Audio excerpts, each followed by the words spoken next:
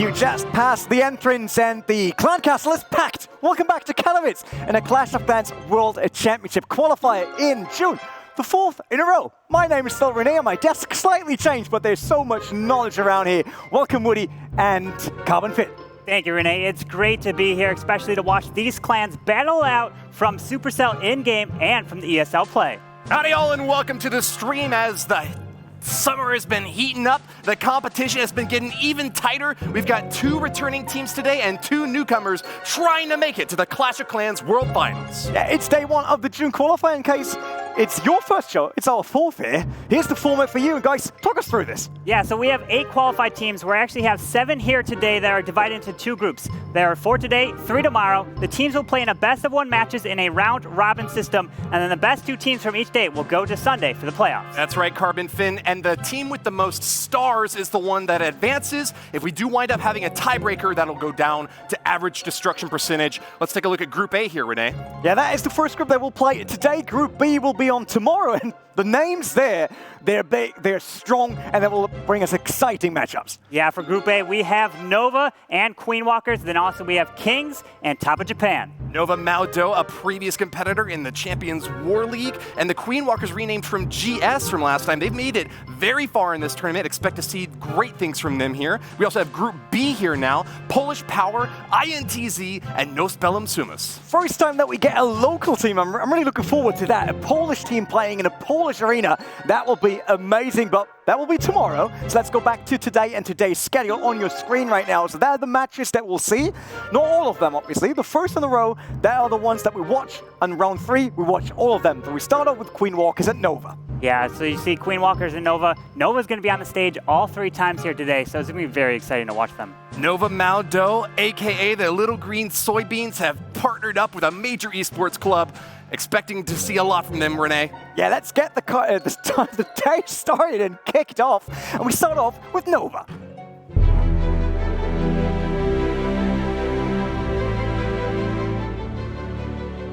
We are Nova毛豆. Basically, 3 of us are from China and 2 of us are from the US and the Netherlands.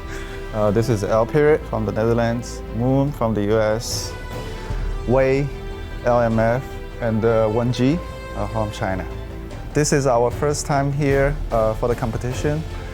We prepare this one with we have a whole bunch of clanmates at home to do bases, to test the bases for us.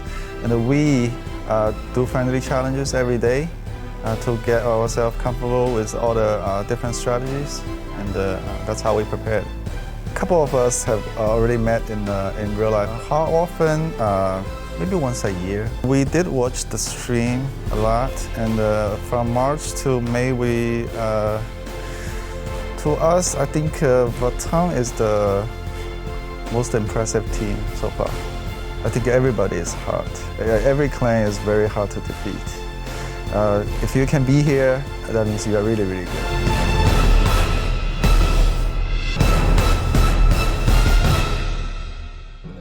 The competition might be fierce, but they bring experience in this arena already with them because they have been here doing CWL, and now Nova faces the Queen Walkers. Yeah, for the Queen Walkers, we have Earth, Aaron, Gaku, Stadra, and Yuta 14. And on Nova Maldo, we have Moon, 1G, LMF, Wei, and L Period. Both teams obviously want to have a good start of the day. I mean, what else do you wish for, right? You want to come into this tournament, you want to set the tone immediately on your first match.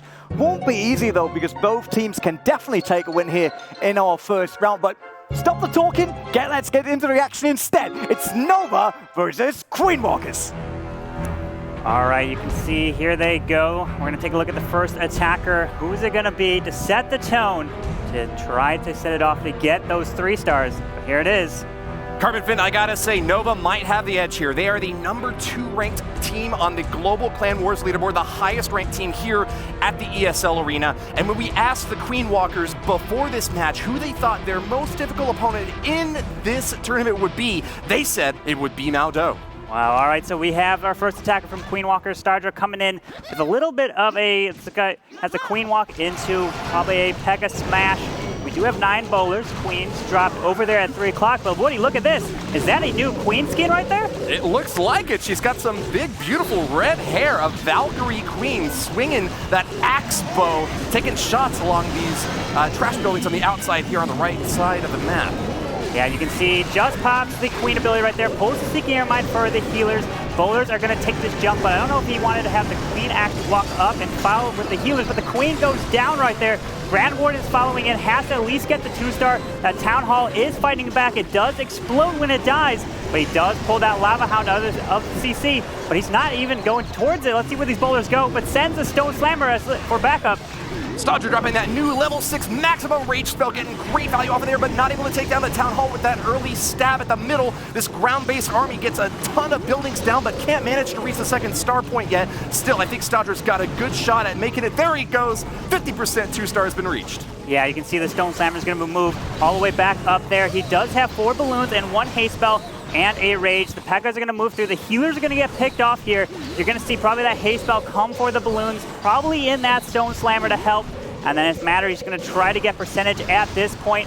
Has the Lava Hound and 1 P.E.K.K.A. up top. There's the haste spell, but it's going to be a little hard to get through the back end of this base here. Yeah, I don't think this has got a 3-star potential right here and right now, but Stodger is known for being the early attacker from his clan. The Queen Walkers send him in first to try to see where they stand for the later matches, and it looks like these P.E.K.K.A.s still have quite a bit of hit points left. I might have spoke a bit too soon. That Lava Hound on the defense and the CC popping out, but not doing a whole lot of damage here, not really distracting these P.E.K.K.A.s, are they, CarbonFin? Yeah, since it's only targeting the ground and it's only going to hit these P.E.K.K.A.s, it's not going to do much. It's pretty low on the attack, but it has a lot of HP, but only the 1 minion was hitting it. At this point, he's got the Goblin, it's gonna die off, drops the balloon to try to get as much percentage. He's not gonna drop this poison, doesn't even need it at this point. The Lava Hound will not explode. He's just passing 80%. Not too bad, very nice percentage here, but he's gonna try to get his way to 90. Can he do it? Yeah, this last Inferno Tower in the bottom compartment is an absolute deal breaker for the attacker here. Stodra getting very close now to 90% and climbing even higher, but that Inferno Tower very well protected by an X-Bow, a bomb tower right on the outside. Just a bit too much on the defensive side here from Wei to be able to break through. Yeah, you can see the minion and the archer are trying to pick off the final buildings right here for the percent. There is the 90% reach right there, but at that point he's not going to get anything else. There's only 15 seconds left. Still a very nice attack right here to kick it off for the 90% 2-star when the Queen actually did walk and the healers didn't follow into the base here. An impressive start to the day. 90% is certainly higher than the average we've seen in past Clash of Clans World Championship qualifier matches. Well played to Stodra, starting off 2 stars for the Queen Walkers. Yeah, Queen Walkers can definitely calm down their nerves here with that attack. Let's see what Nova can do up next. Can they even shake them? Yeah, you can see here's the replay we have on the screen with the Stone Slammer used as the insurance to get that Town Hall. I don't know if he really wanted to use it at that point. He probably wanted to have the back end to help take it down, but it was still a very nice attempt. Those siege machines are absolutely deadly, and especially when you get one that can target right onto defenses. That activated Giga Tesla right there in the center was no match for the Stone Slammer, and those balloons that were inside did a ton of damage afterwards too. Yeah, now we see 1G coming in for Nova. You see the 1 balloon drop to test for some Seeking Air Mines to protect the baby dragon. There's a Tesla right there, and he's trying to create a bit of a funnel so he can get everything to walk up and into the base. I feel like I've seen this style of base before, so they might be prepared, but he does have 4 P.E.K.K.A.s, and this time he's going to try to get the healers to follow in with the bowlers and the P.E.K.K.A.s. Baby Dragon, Rene's favorite troop, and also 1G's favorite troop. He is going to have an easy chance at knocking down this Town Hall. This is an anti-3-star base, though. Stodra knows that if he sacrifices that Town Hall early, he can better protect those crucial defensive troops in the center, that Archer Queen, and things like the CC being very centralized. The Eagle Artillery now starting to pound down on this attack. Yeah, you can see there is the King. I don't know if he hit that King ability right there. He might have missed it, but he drops a jump over the CC, pops Warden ability pretty early. The Town Hall is down, gonna drop the Rage. He does have the Stone Slammer, so we've been seeing it, and we've seen it a lot, is where you're going to use the haste spell with the Stone Slammer on part of the base to help clear it. You can see he jumps into the core there. The Queen pulls the P.E.K.K.A.s deeper into the base, but look at his Queen, all the way back, and no healers are following in. Yeah, that Eternal Atone ability from the Grand Warden protecting the bowlers that were stacked all up on that Giga Bomb from the Town Hall, but unfortunately that Life Orb just not enough to keep them alive as they stab into the center of the base. Double multi-target Inferno Towers right as they knock down the front door, and I think that that's going to be the end of this first stage of the attack, but still have that Stone Slammer to back up. up, and a few more balloons and a couple more spells to get to that 50% mark. Yeah, you see those healers are now transferring to the Grand Warden. That's not good. He wants to get as much percentage as possible. Remember, Queen Walkers, they started with a 90% 2-star, but it's got to get a little bit more here. The Stone Slammer going all the way up. He does have 4 balloons, 4 minions to help clean up.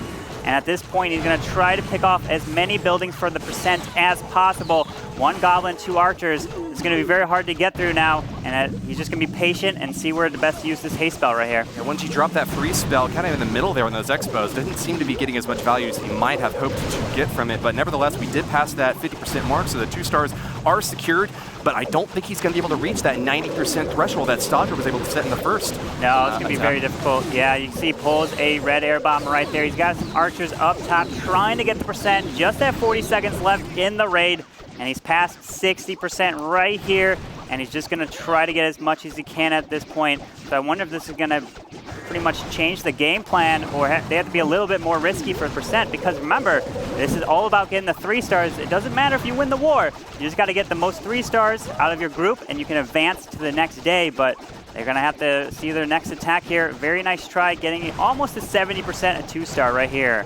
Well, hey, P.E.K.K.A. Bowler has been a very reliable army composition in the past. We saw it from Stodra, and we're seeing it once again now here from 1G, attacking Stodra and making great use of it. About to take down that Dark Elixir drill. No, just runs out of time. 70% 2-star from 1G, the first attacker from Nova here. Will start them off a bit behind the Queen Walkers. Indeed, you can see he tried very hard right there, but you can see here's the replay with the boulders going in, but take a look, that Lava Hound in the defending CC. When you do run that and the Queen gets locked onto it, it stalls her behind, and then the bowlers don't get the use of the healers to help protect them. And that's what's the reason why a lot of times that you do run those Lava Hound defending CCs. Yeah, Lava Hound has a ton of hit points, and it really distracts that Archer Queen. One of your highest DPS troops in your army composition for a very long time. Without that additional damage output, you're going to lose your troops to big, heavy-hitting defenses like the Inferno Tower, and that's what we saw in that last attack. But Gaku's turn has come now. He's a Queen Charge Walloon expert, but that's not what he's brought this time. It's the Mass Hog Rider attack. Indeed, you can see 41 Hog Riders right here. We do have 2 Skelly spells, but remember, the Skelly spell is now an upgrade, which it is armored. So let's see how he uses this. It's going to be used over the Queen. He might try to save the either Wall Wrecker, try to get into that Town Hall, and then do a Mass Hog with the Grand Warden, and then the Skelly spell is meant to kill the enemy Queen, but I'm going to be interested to see what they're running in their defending CC. iSkull gets some great use here, freezing both Teslas and a cannon and the defensive Barbarian King on the backside. But this early stab is looking like it's just about to come to an end here. Archer Queen is taking down that Dark Elixir, going to get a little bit of more juice for her push here. Triggers a Giant Bomb. That's actually a really good hit for Gaku. Trying to keep those Giant Bombs away from the Hog Rider is super important for this attack. Yeah, indeed. The King pulls another one. Some Archers come out of the CC. I don't think he pulled the full CC, but that might mean there is a Lava Hound in there as well. Oh, there is. Yeah, there it is right there. He does have a poison. Meant to kill the Archers right here, but he's going to save this Wall Wrecker, which he's actually probably going to change to a Stone Slammer, and he's going to have to drop that 1 balloon to pull a Test-Seeking Air Mine, because that's what's going to be responsible for taking out this Town Hall. You need to get to 51% for it to activate. Great freeze and double skeleton spell there. Should be able to take out the Archer Queen. They're taking a ton of damage, but it looks like they've got the job done. Meanwhile, the Hog Riders make it all the way through the base. We got an Eternal Tone for the Grand Warden to keep them healthy, making their way right onto the Eagle Artillery, taking that down, and a freeze in the backside as well. That multi-target Inferno is down for the count, but can these Hogs survive against a Wizard Tower and another multi-targeting them right now, Carbon? Yeah, you can see the Skellies are up, moving his way around. They're clapping. Do they know this is a potential 3-star? Hogs are moving. That Town Hall is probably going to go down. The Stone Slammer's not going to die to the Town Hall. You can see he's got 3 more Goblins. Is the Queen Walker's going to get the first 3-star with over a minute left? The Lava Hound's not going to do much. He's going to move his way through, pull the Seeking Air Mine. Oh, there's dragons, but they're going to lock onto the Lava Hound. This is probably going to pop it. Then that's not good. Let's see, can he get through the rest of the space? They are locked on, but with a minute left, I think Gaku feels like he's pretty much in the clear here. Still sweeping along the top side of the base. He's got a big, heavy hit point target in the center. That Clan Castle has a ton of health remaining here, but I think that he's got just enough time.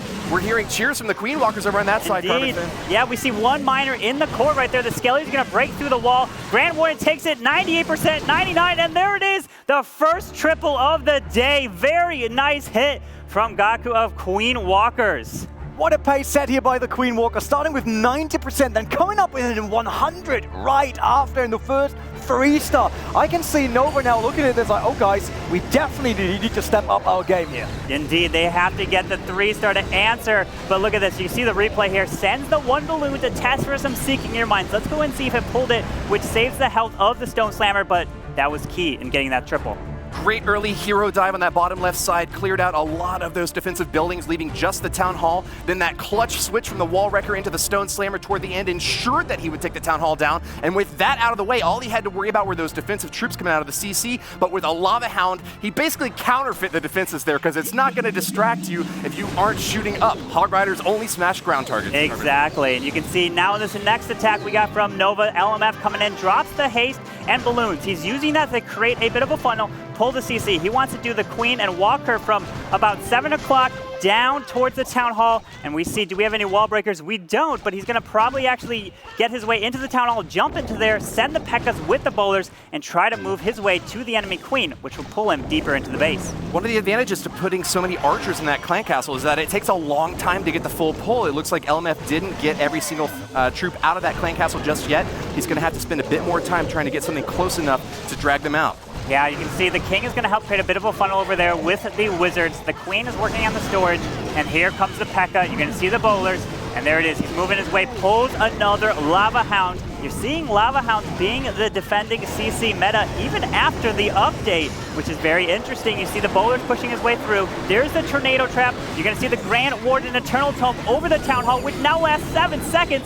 But is it a little bit early? Town Hall goes down, freezes the multi. He's got to move his way through the space. Tornado Trap right next to the Giga Tesla and the multi-target Inferno. I think that LMF's attackers took a bit more damage than he was expecting there. Nevertheless, he is still pushing into the core there. Drops another jump spell, but I'm not sure if he's going to get very much use from it. The Archer Queen using her ability right there to try to get a bit more shots off on these defenses, but they are just too strong to deal with, CarbonFin. Yeah, you can see he drops the Stone Slammer over on that air defense. He's going to move his way through with 1 haste spell. He does have a freeze. Let's see, that Grand Warden is still up, but the enemy Queen is down. Is there going to be a haste? There it is. He's got to move his way. Freezes the Wizard Tower. Beautiful freeze right there. But are they going to go to the multi? No, they just avoid it. And at this point, it's going to be a percentage game because the Eagle is still up and firing. He's got some archers for cleanup. LMF heavily dependent upon these P.E.K.K.A.s making it into the base in order to soak the damage for these bowlers. They're a great bullet sponge, but when they just loop around the outside of the base, they're not doing their job. Nevertheless, they will get quite a few of these buildings down along the outside and get us north of 70% now. In fact, we might even reach 80 or getting close to 90 if they manage to stay alive. But yeah, like you mentioned, not going to be a 3-star when you leave a multi-target Inferno and the Eagle Artillery up. Exactly. You can see the P.E.K.K.A.s working on the wall right there. It's going to slow it down. Probably not get anything else with that Eagle. 75. Going to take that storage down, and it's not going to get anything past a 76. That multi will wreck him. The Grand Warden, can he get a final shot? Oh, that's a full health Inferno Tower. Very nice try right there, LMF, with the 77% 2-star. The base stood strong for the Queen Walkers. Nova still on the hunt there for a 3-star to catch up to the Queen Walkers here to keep the dream alive in game number 1. Taking a quick look over at the other match happening in the background, the Kings have scored a 3-star hit. Fran's got a 99% 2-star, so they're very, very close to catching up. But top of Japan still with only 4 stars relative to Kings' 5. Yeah, that's Kings are at 5. Actually, I was taking a look because we saw the scoreboard, but we have the replay up here. That was actually a 99% from Franz in the Kings war there. Oh. They also got the 1-star as well. So that's what we were saying. But we're see here, Earth on the screen for Queen Walkers. And he looks to be the next attacker. He's ready. He's about to go in. He's double checking his army. Let's see what he's going to do. Maybe we're going to see some earthquakes. I don't know. Meta, I would like to see it. I mean, remember, they open up 10 tiles now. Insane. You're going to have to definitely change your base meta. But here we go. Let's take a look. Earth is known for being a 3-star expert. His favorite troop is also the Baby Dragon, but didn't bring it this time once again. He's actually a practitioner of Judo, which is Japanese archery. So I'm really excited to see whether or not he's able to snipe his way to a victory here. Town Hall relatively far from the center, so it should be an easy 2-star, but can he get 3, CarbonFin? Oh, beautiful job with that funnel right there, using the Giant to tank and 2 bowlers. It was very risky because he just got that air defense down with the final shot of the bowlers. P.E.K.K.A.'s down to help create a bit of a funnel. We're going to see the healers, P.E.K.K.A. bowlers as well. Kind of the P.E.K.K.A. smash It's a very safe 2-star strategy that can rely in getting that triple and sometimes. But here we go. P.E.K.K.A.s are down. They're going to work their way on the wall. He's going to come at this base at a unique angle here. There's the Grand Warden. Where's the Queen? There she comes down. And then he's going to try to get into this multi-inferno and then make his way to the Town Hall and the Eagle. He's got an interesting split of his troops up here, but most of the army is going toward the top side here. Jump spells right there in the center to make sure that the bowlers can stay on target. That Lava Hand is going to distract the Archer Queen for quite a bit of time here, but with healers, they should be able to keep those troops up going toward the center. Breeze spell right on top of that Town Hall, and the Wizard Tower out back to keep that thing immobilized for a little bit longer. Can we knock it down, CarbonFin? Oh my god, it's so close. Can he do it? The Town Hall is still up, but the P.E.K.K.A.s there should be able to get that safe. There it is. The Town Hall is down. Secure the 2-star. Has the Stone Slammer. We've been seeing it all day here in these attacks. Back and Stone Slammer. There's no air defenses except on the top side. There are 2 up there. The only way it can take fire right there, plus the multi-inferno tower. But that 1 air defense does go down. He has some lava pups.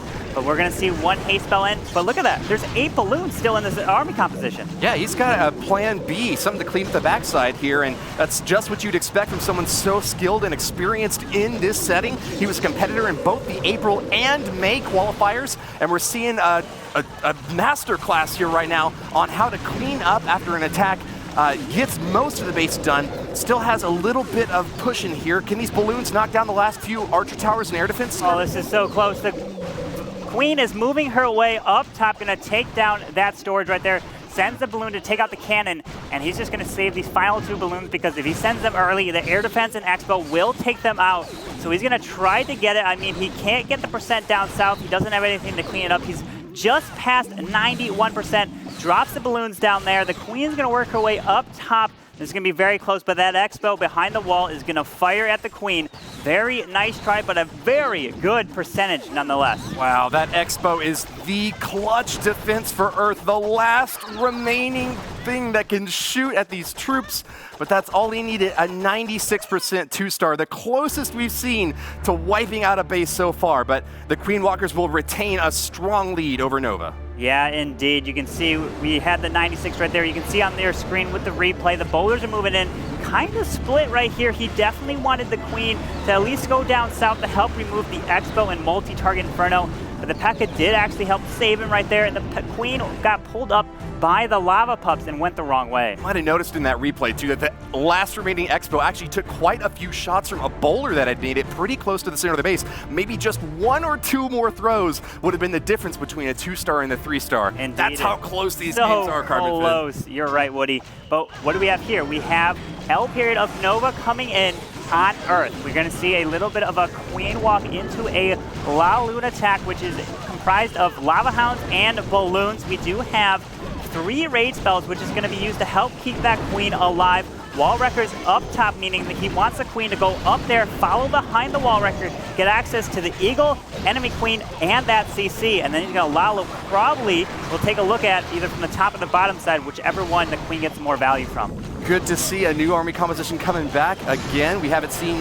Lava Hound balloons yet today, but L period knows how to use them. He's also another extremely experienced clasher that we've seen before in here, and he's the only member of Nova Maldo from the Netherlands. So let's see if he can use that broad experience working with his Chinese clanmates and maybe some European allies as well to deconstruct this base from Earth. Indeed. You guys might have noticed in his Wall Wrecker, there was ice golems and balloons. You're probably wondering why he didn't have a P.E.K.K.A. in there. Well, the balloons were in there to pull the Seeking Air Mine so the healers don't get picked off, plus the ice golems when they die, meaning it will freeze the defenses and it won't fire on the Queen. But the Queen goes down, but the Eagle is still up. Now he has to go all out for the 2-star. He's only at 37% right now. The Town Hall doesn't activate unless he gets to 51 or it gets damaged. That Eagle artillery is absolutely massive. It's so difficult to grab the 3-star hit if you're not able to take it out in your early 1-2 punch. This is really leading L period with a lopsided defense here. Nevertheless, he still ought to be able to get that 2-star. He's got a lot of balloons close to that Town Hall, CarbonFin. Yeah, you can see he's moving his way through. The Grand Warden is just on these balloons, but he's got, let's see, drops the freeze, drops the rage, but there's 1 balloon. Oh. Oh no, this is looking so close. Oh, the balloon's gonna go down to the Eagle. Can he get this Town Hall? Balloons Oh no, that's a distracted. 1-star. Even it's a low percent 1-star to 56%. You can see he was trying to get that Eagle down with the Queen charge, but he couldn't do it, and he couldn't take that Town Hall down. That's gonna really hurt, but it's not over. Remember, you don't have to win the wars. You just have to get the most triples at the end of the day, have the most stars. So it's gonna be, they're gonna have to work their way back from here.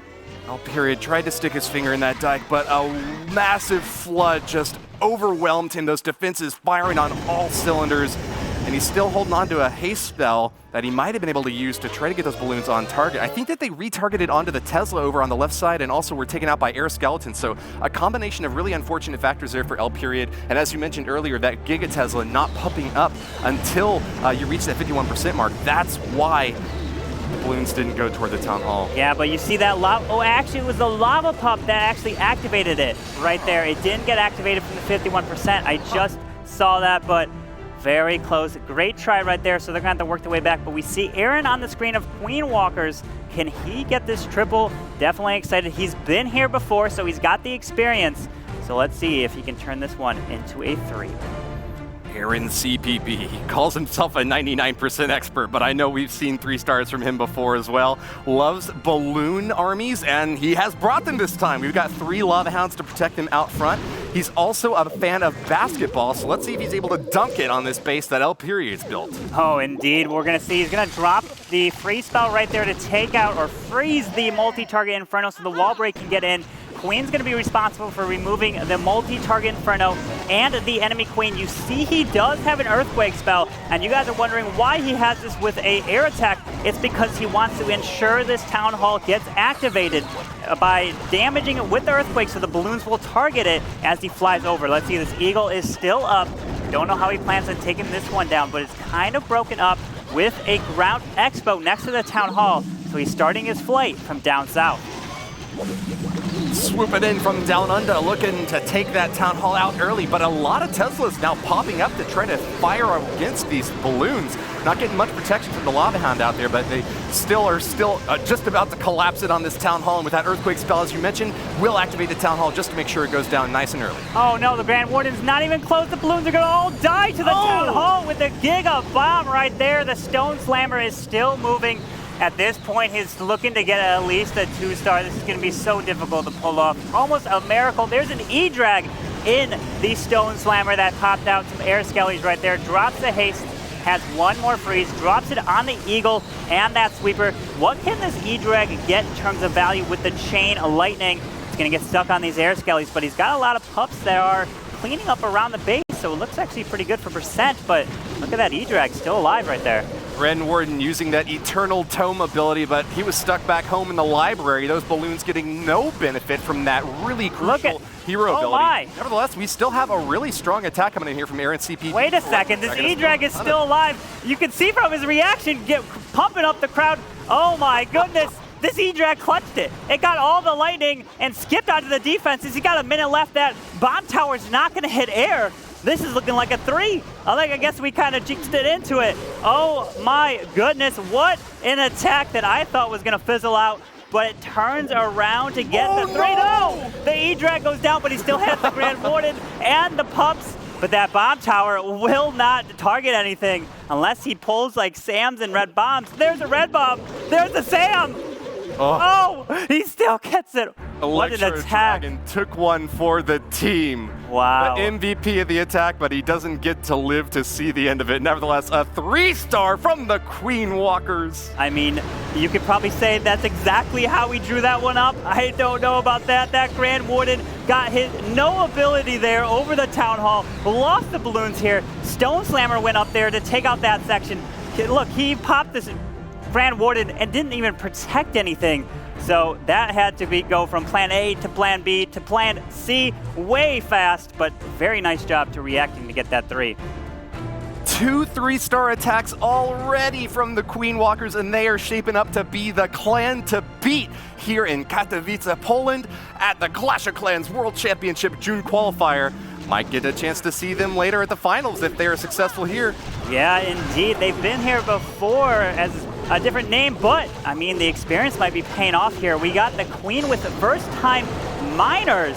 Okay, let's see where he's going to drop the miners. Queen's going to walk up with the wall wrecker. You're going to see the P.E.K.K.A going to help create a bit of a funnel. Oh, wait, is the Queen going the wrong way? She's going to go down. Oh, she comes back around. What a great job there. Wall wrecker's going to push in. You're probably going to see the King closer to 12 o'clock. And the miners are going to come for the Town Hall and the enemy King. This is really funny that it happened. Wei actually told us before the match that his superpower is that he can mind control his Queen. No way. And make her go anywhere he wants to.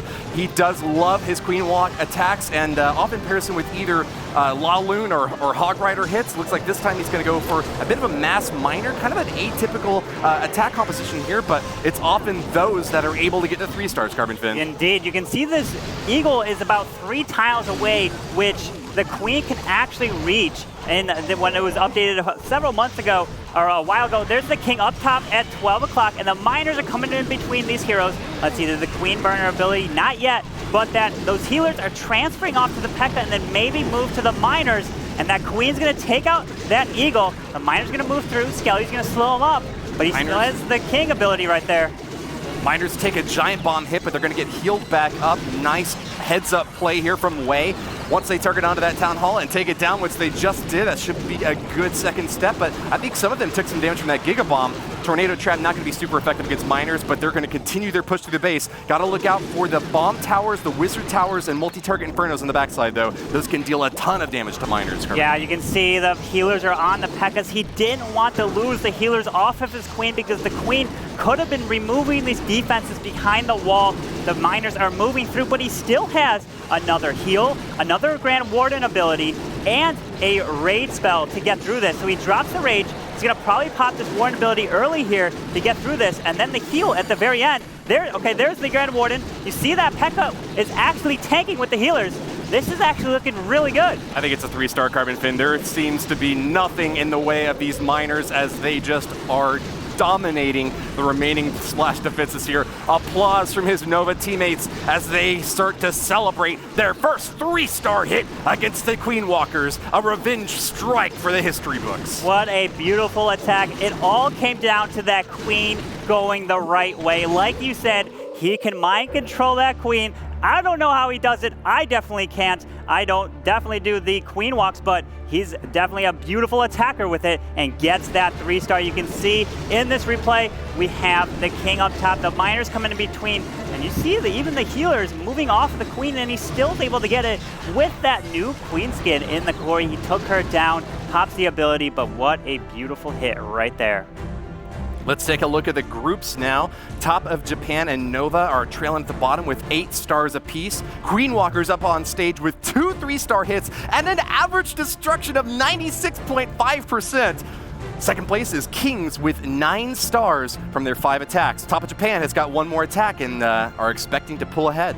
Yeah, you can see Top of Japan is actually in their final hit right now, and they're 1 star behind. They could finish at 10 and finish at a 2-star hit rate, but let's take a look at here. We have the next attack from Queen Walkers. Definitely seeing here he's coming in with a bit of, he's got a clone spell, and he's got an Earthquake with 5 hastes. So let's see what he's going to try to do. It's going to be an Electron, which has the E-Drag in the CC to kill the enemy Queen.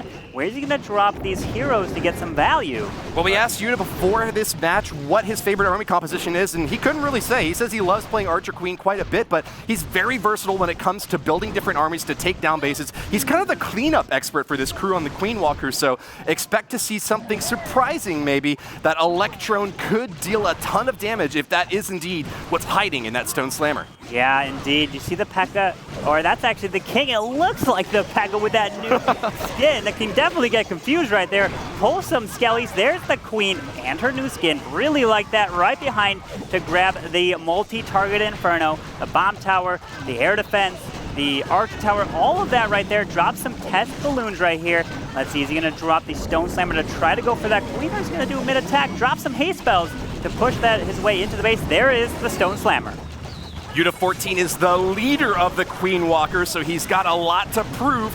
in this last attack for his clan. He said he's so good when it counts, and he got a lot of his experience by competing in the WPL, the official Japanese Clash of Clans League. We're seeing some archers pop out of that clan castle now, but they are no match for the poison spell he's dropped. And here comes the big thrust of the attack. Lava Hound to block for these balloons, CarbonFin. Yeah, you can see some of the archers just barely survived that poison, but they're going to go down to the minions. He's moving his way around. There's the Earthquake to activate the Town Hall, hasting over. You're going to see the Grand Warden ability. Has to fight this sweeper right here. Drop some balloons on the top side.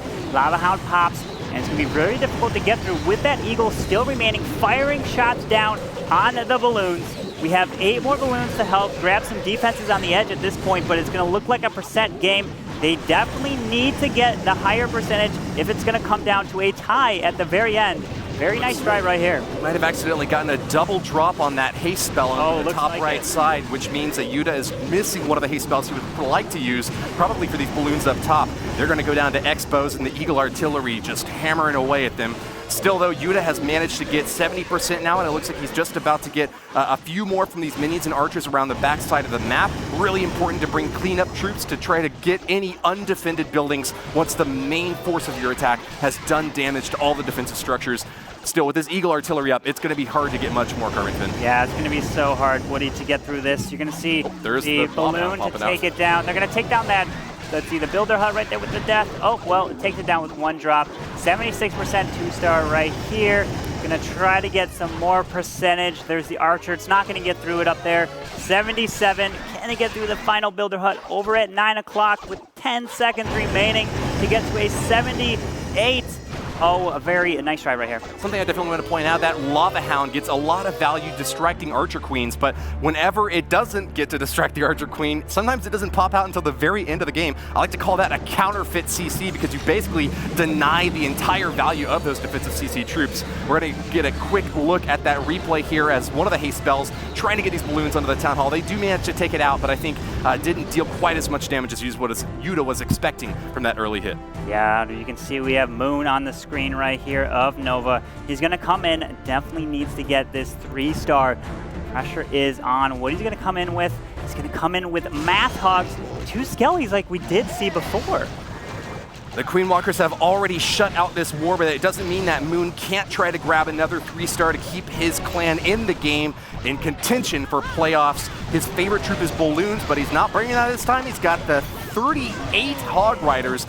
That's a lot of bacon, CarbonFin. Oh my goodness, yes it is. You see the King moving his way down towards the Town Hall. The Queen is behind, going to be responsible for taking it down. And you're going to probably see the Hogs come in between all of this with the P.E.K.K.A.s. And he's going to drop the double Skellies and pop that Grand Warden ability over the enemy Queen. And he has that Stone Slammer, which might actually be used over at 9 o'clock to take down the multi-target Inferno, to clear it so the Hogs can move his way all the way up and around to the right. There it is. There is the Stone Slammer on the left side.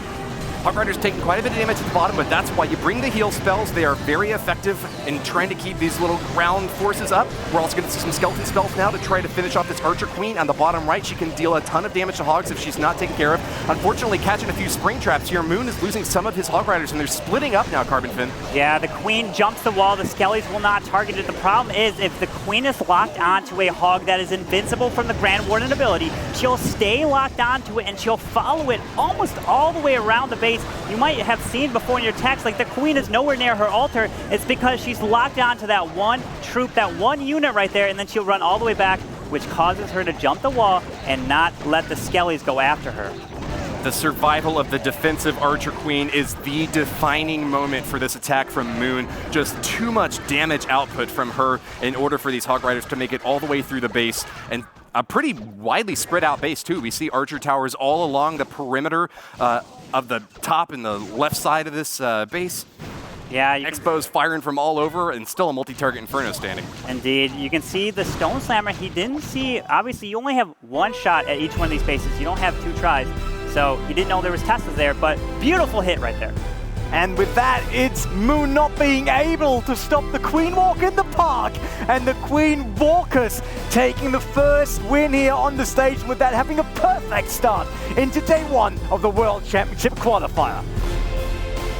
We saw a 1-star from El Period get picked up by a 3-star from Wei. Nova closing out with 10 stars total in this war. They'll be ahead of the Kings, but 2 stars behind the Queen Walkers now, who are shaping up to be the leading force in this Group A.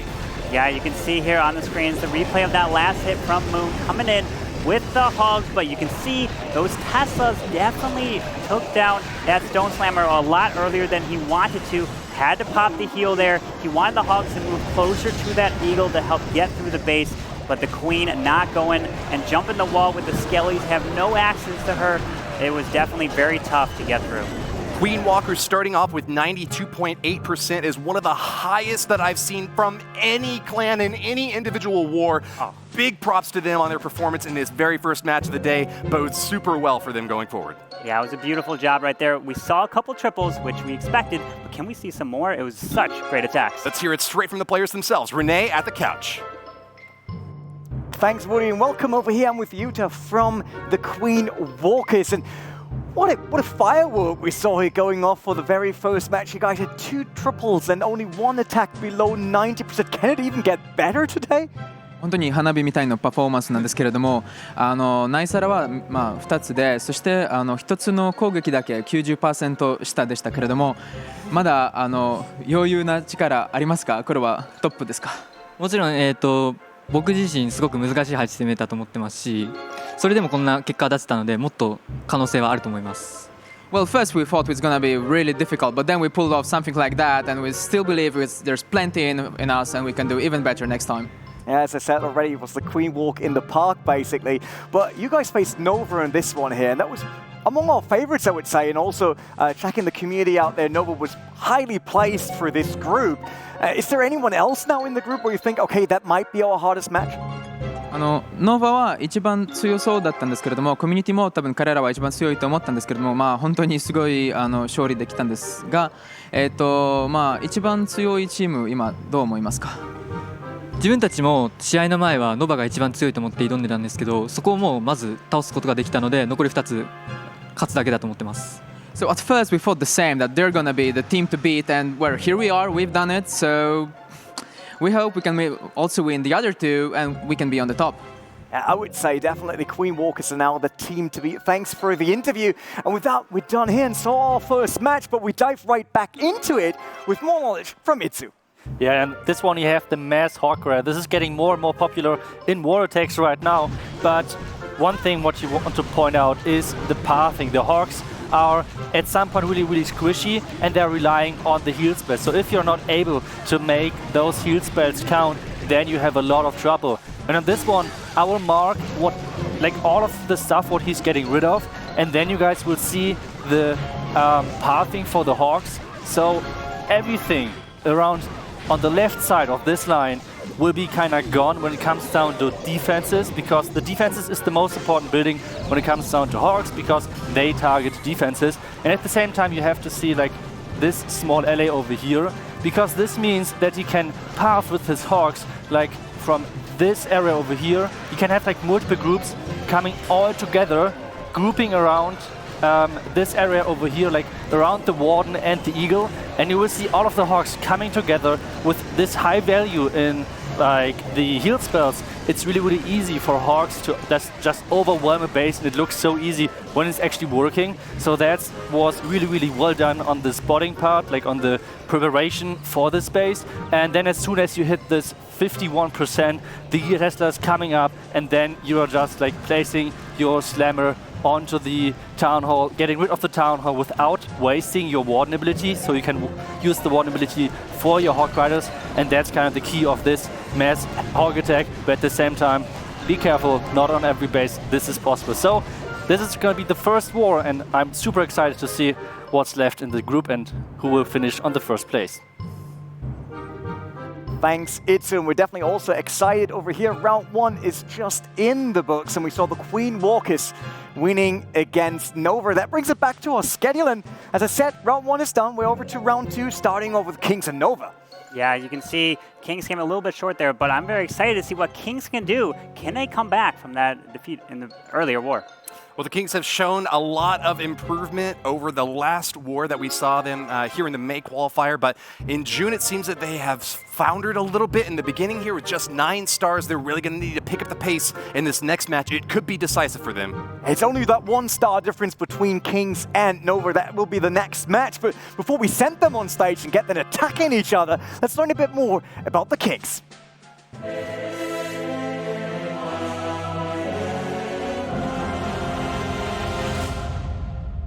Bom, nós somos a equipe Kings. Eu sou o Rene, Franz, Dudu, Victor Almeida e o Silvio. Sim, a gente está muito contente. A gente não conseguiu fazer uma boa participação no mês passado, né? Mas esse mês a gente se preparou mais, a gente treinou mais e a gente está confiante que dessa vez a gente vai jogar tranquilo. Sim, essa é a nossa segunda vez aqui na Polônia. A gente está muito feliz. Não fizemos uma boa participação mês passado, né? Mas a gente se preparou mais, estamos mais treinados, mais tranquilos, porque a primeira vez teve a pressão, né? Que foi o primeiro evento que a gente fez live. Então eu acho que para essa etapa desse mês a gente está muito mais preparado.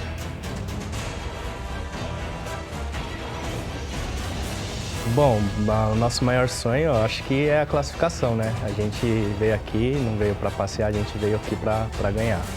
A gente quer se classificar para a Alemanha, no mês de outubro.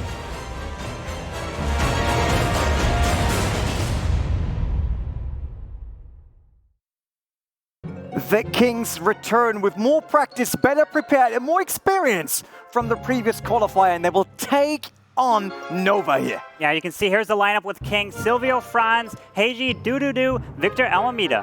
And once again, Nova's bringing back Moon, 1G, LMF, Wei, and L period. Will be interesting to see if Nova can overcome what just happened on stage, like that big win by the Queen Walkers, 2 triples against them. That kind of hurts, but I'm absolutely sure that the guys at Nova's side, Nova Maldo, that they concentrate once again, focus again, coming back to their strong performance. Yeah, they have to put that last war out of their mind here and focus on this one here. I mean, it might be a little bit difficult, but Kings are down, and they probably know with getting 9, it's not good. They have to be a little bit more risky to get the 3 stars to bring them back up into this matchup. These Kings are really some Brazilian barbarians, but they also told us before this match that they expect Nova毛豆to be the most difficult opponent that they're going to go up against here in Poland. So it's really going to be an uphill climb for them, especially against a team that just scored 12 stars. Both teams on the hunt for the stars that they need to go through to the playoffs. So game 2 is ready. It's Nova versus Kings.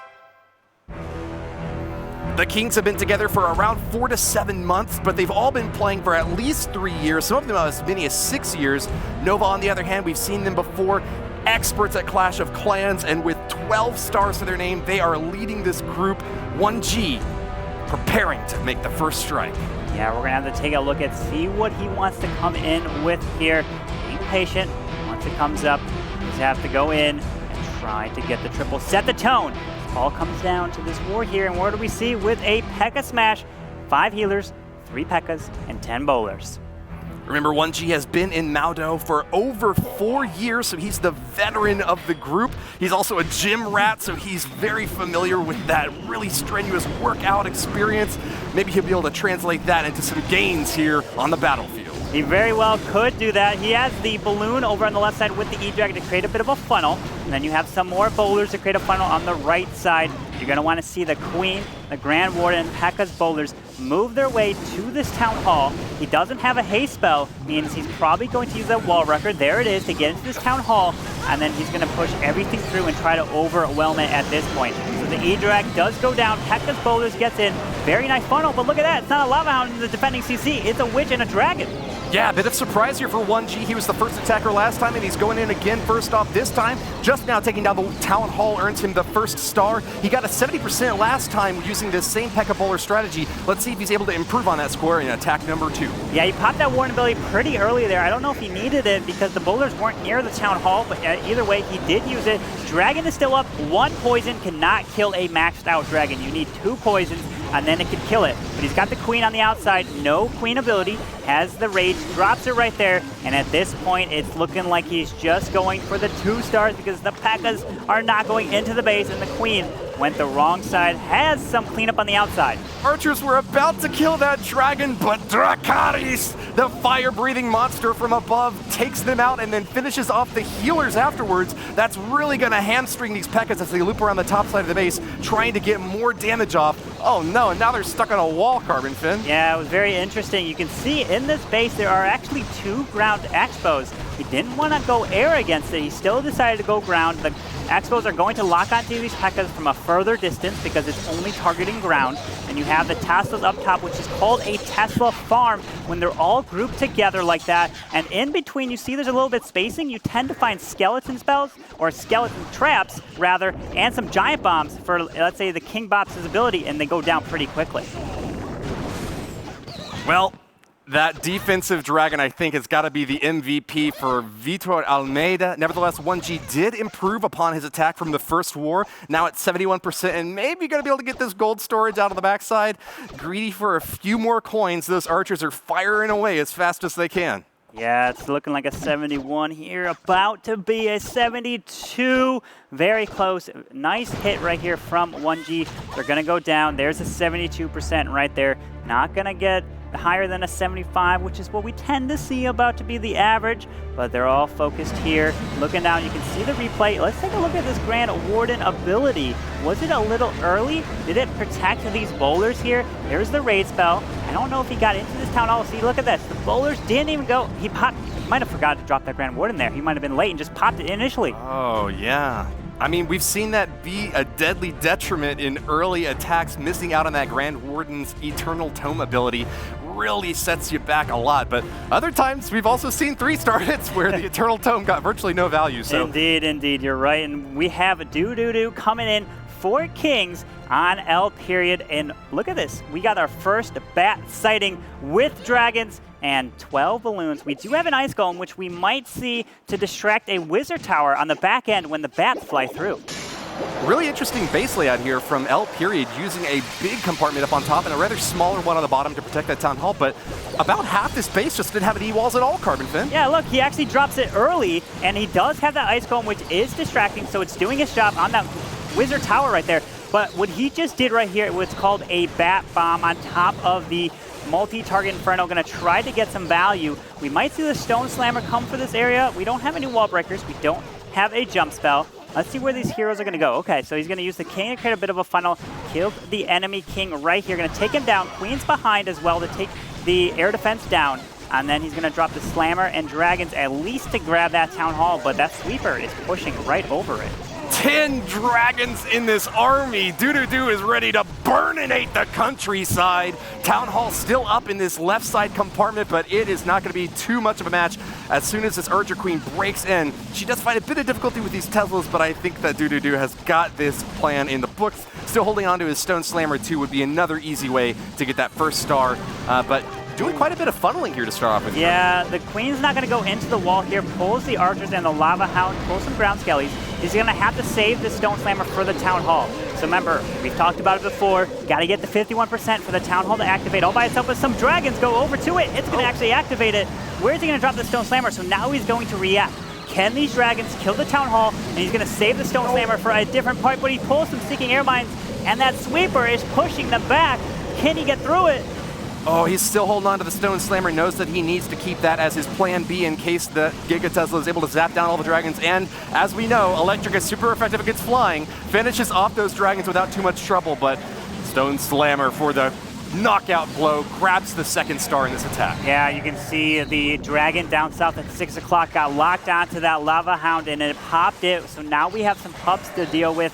We don't have any more spells. We're probably going to see balloons come out of here, or actually no, double dragons, which means that the air defense will take these dragons down pretty quickly, get a little bit more than just a pass, a 70%, 74, 2-star right there. Can they get a 75? It looks like they got the 75% too. 75, Nothing. 76, 76, 77, 77. Can this dragon get the 77? And it's going after gold storage now, CarbonFin. It is. It took out the air defense, surprisingly enough. Probably has just a barely enough HP to get through it. And there it is, 17 seconds, and now it's just time. He's going to let it run out here. You never want to give up on an attack. This percentage. 78, 78, 78, Is it so 79. I think one of the big downsides to making a big 3-star attempt like this is that you often leave yourself without any cleanup troops. There's still a lot of buildings along the bottom side of this base that would have been really easy to eliminate if he had just gotten a couple of minions or maybe even a few archers into this army. Nevertheless, an 80% hit for a 2-star strike on that base will leave the Kings with a little bit more damage than Nova was able to get from their first strike. Yeah, the 80% right there compared to the 72 still is good, but you definitely want to try to get those 3s, but those can be risky again. They're very tough, but with this new meta and the update, you can see now the maxed out Grand Warden and Heroes, but we see on the screen LMF coming in, he's planning. Definitely going to be interested to see what he can do here in his next attack. LMF also got a 2-star strike from his last hit in the previous war, a 77% one at that, using P.E.K.K.A. Bowler, and once again bringing it back. 5 P.E.K.K.A.s this time, an extremely heavy hitting army, and supporting it here with a Stone Slammer once again. What do you expect is inside there, CarbonFin? I wonder if he's going to switch that Stone Slammer to a Wall Wrecker, but he does have 2 jump spells. He doesn't have a haste spell for the Stone Slammer, which usually you see balloons. So it's going to be very interesting to see what he's going to do. I mean, he's going to probably try to react and see if he's going to drop the Queen. She's going to walk all the way around and pick off this Grand Warden, but it's level 40. It provides so much hitting power right here, plus it's a little bit buffed on HP. King's over there to carry the funnel. And you're going to try to get the P.E.K.K.A. Bowlers and Queen to wrap inside the space, which is probably a jump spell. LMF loves him some Queen Walk, and as a co-leader, he's also the oldest member on this team, coming in at 39. Let's see if he can teach these young whippersnappers a lesson about how to play Clash of Clans. Yeah, the P.E.K.K.A.s and Bowlers are moving in. Where's the Grand Warden? He's got to get this down. There it is. Very nice. He's got it. King's going to continue up, but look at this. Did he just drop one, or is that one healer for the King? Interesting use of a healer up there. He's going to try to have the King get as much value as possible. Bowler's going to take down that Eagle right there. The jump is leading to the Town Hall. He's got to get it down. The Grand Warden still has an Eternal Tome, drops the free spell, and he's going to move through, and he still has that Stone Slammer to be used in this attack. Positioning on that jump spell, but I just think that there were too few troops to make use of it now. The P.E.K.K.A.s instead are looping down south toward that Inferno Tower. Archer Queen does lock onto the Town Hall, though, and is about to take it down, but gets retargeted onto skeletons instead. What are you doing, Queenie? Oh, no, the Queen's down. The Town Hall is going to stay. He totally expected the Queen was responsible for the Town Hall, so he sent the Stone Slammer down south because he was pretty much guaranteed, like, I got this 2-star in the bag. But you're never guaranteed anything in this game. What we have learned, the P.E.K.K.A. is going to take down that multi-target Inferno. Balloons are moving through, has no haste spell, but at this point, that's just going to be a 1-star, unfortunately. Calamity, but hold on, there's still a P.E.K.K.A. in this. Oh, the jump word, oh no! Oh my god, the jump spell just barely didn't last long enough. Oh no. Still had a defensive Barbarian King there too. He's looking like a P.E.K.K.A. himself, but that probably would have been able to stop the P.E.K.K.A. Yeah, I mean, it depends on how much health that Town Hall, if he got one attack off, could have taken it down, but as you can see at the top right of your screen, we have Top of Japan up there at 15 stars with 89.1%. Queen Walker's right behind at 14, and it's looking very interesting at the top of the leaderboard. Well, Nova has shown 3-star capability before, and with such a high overall damage hit here, we could still see them remain competitive in this war if they're able to pull off that 3-star turnaround.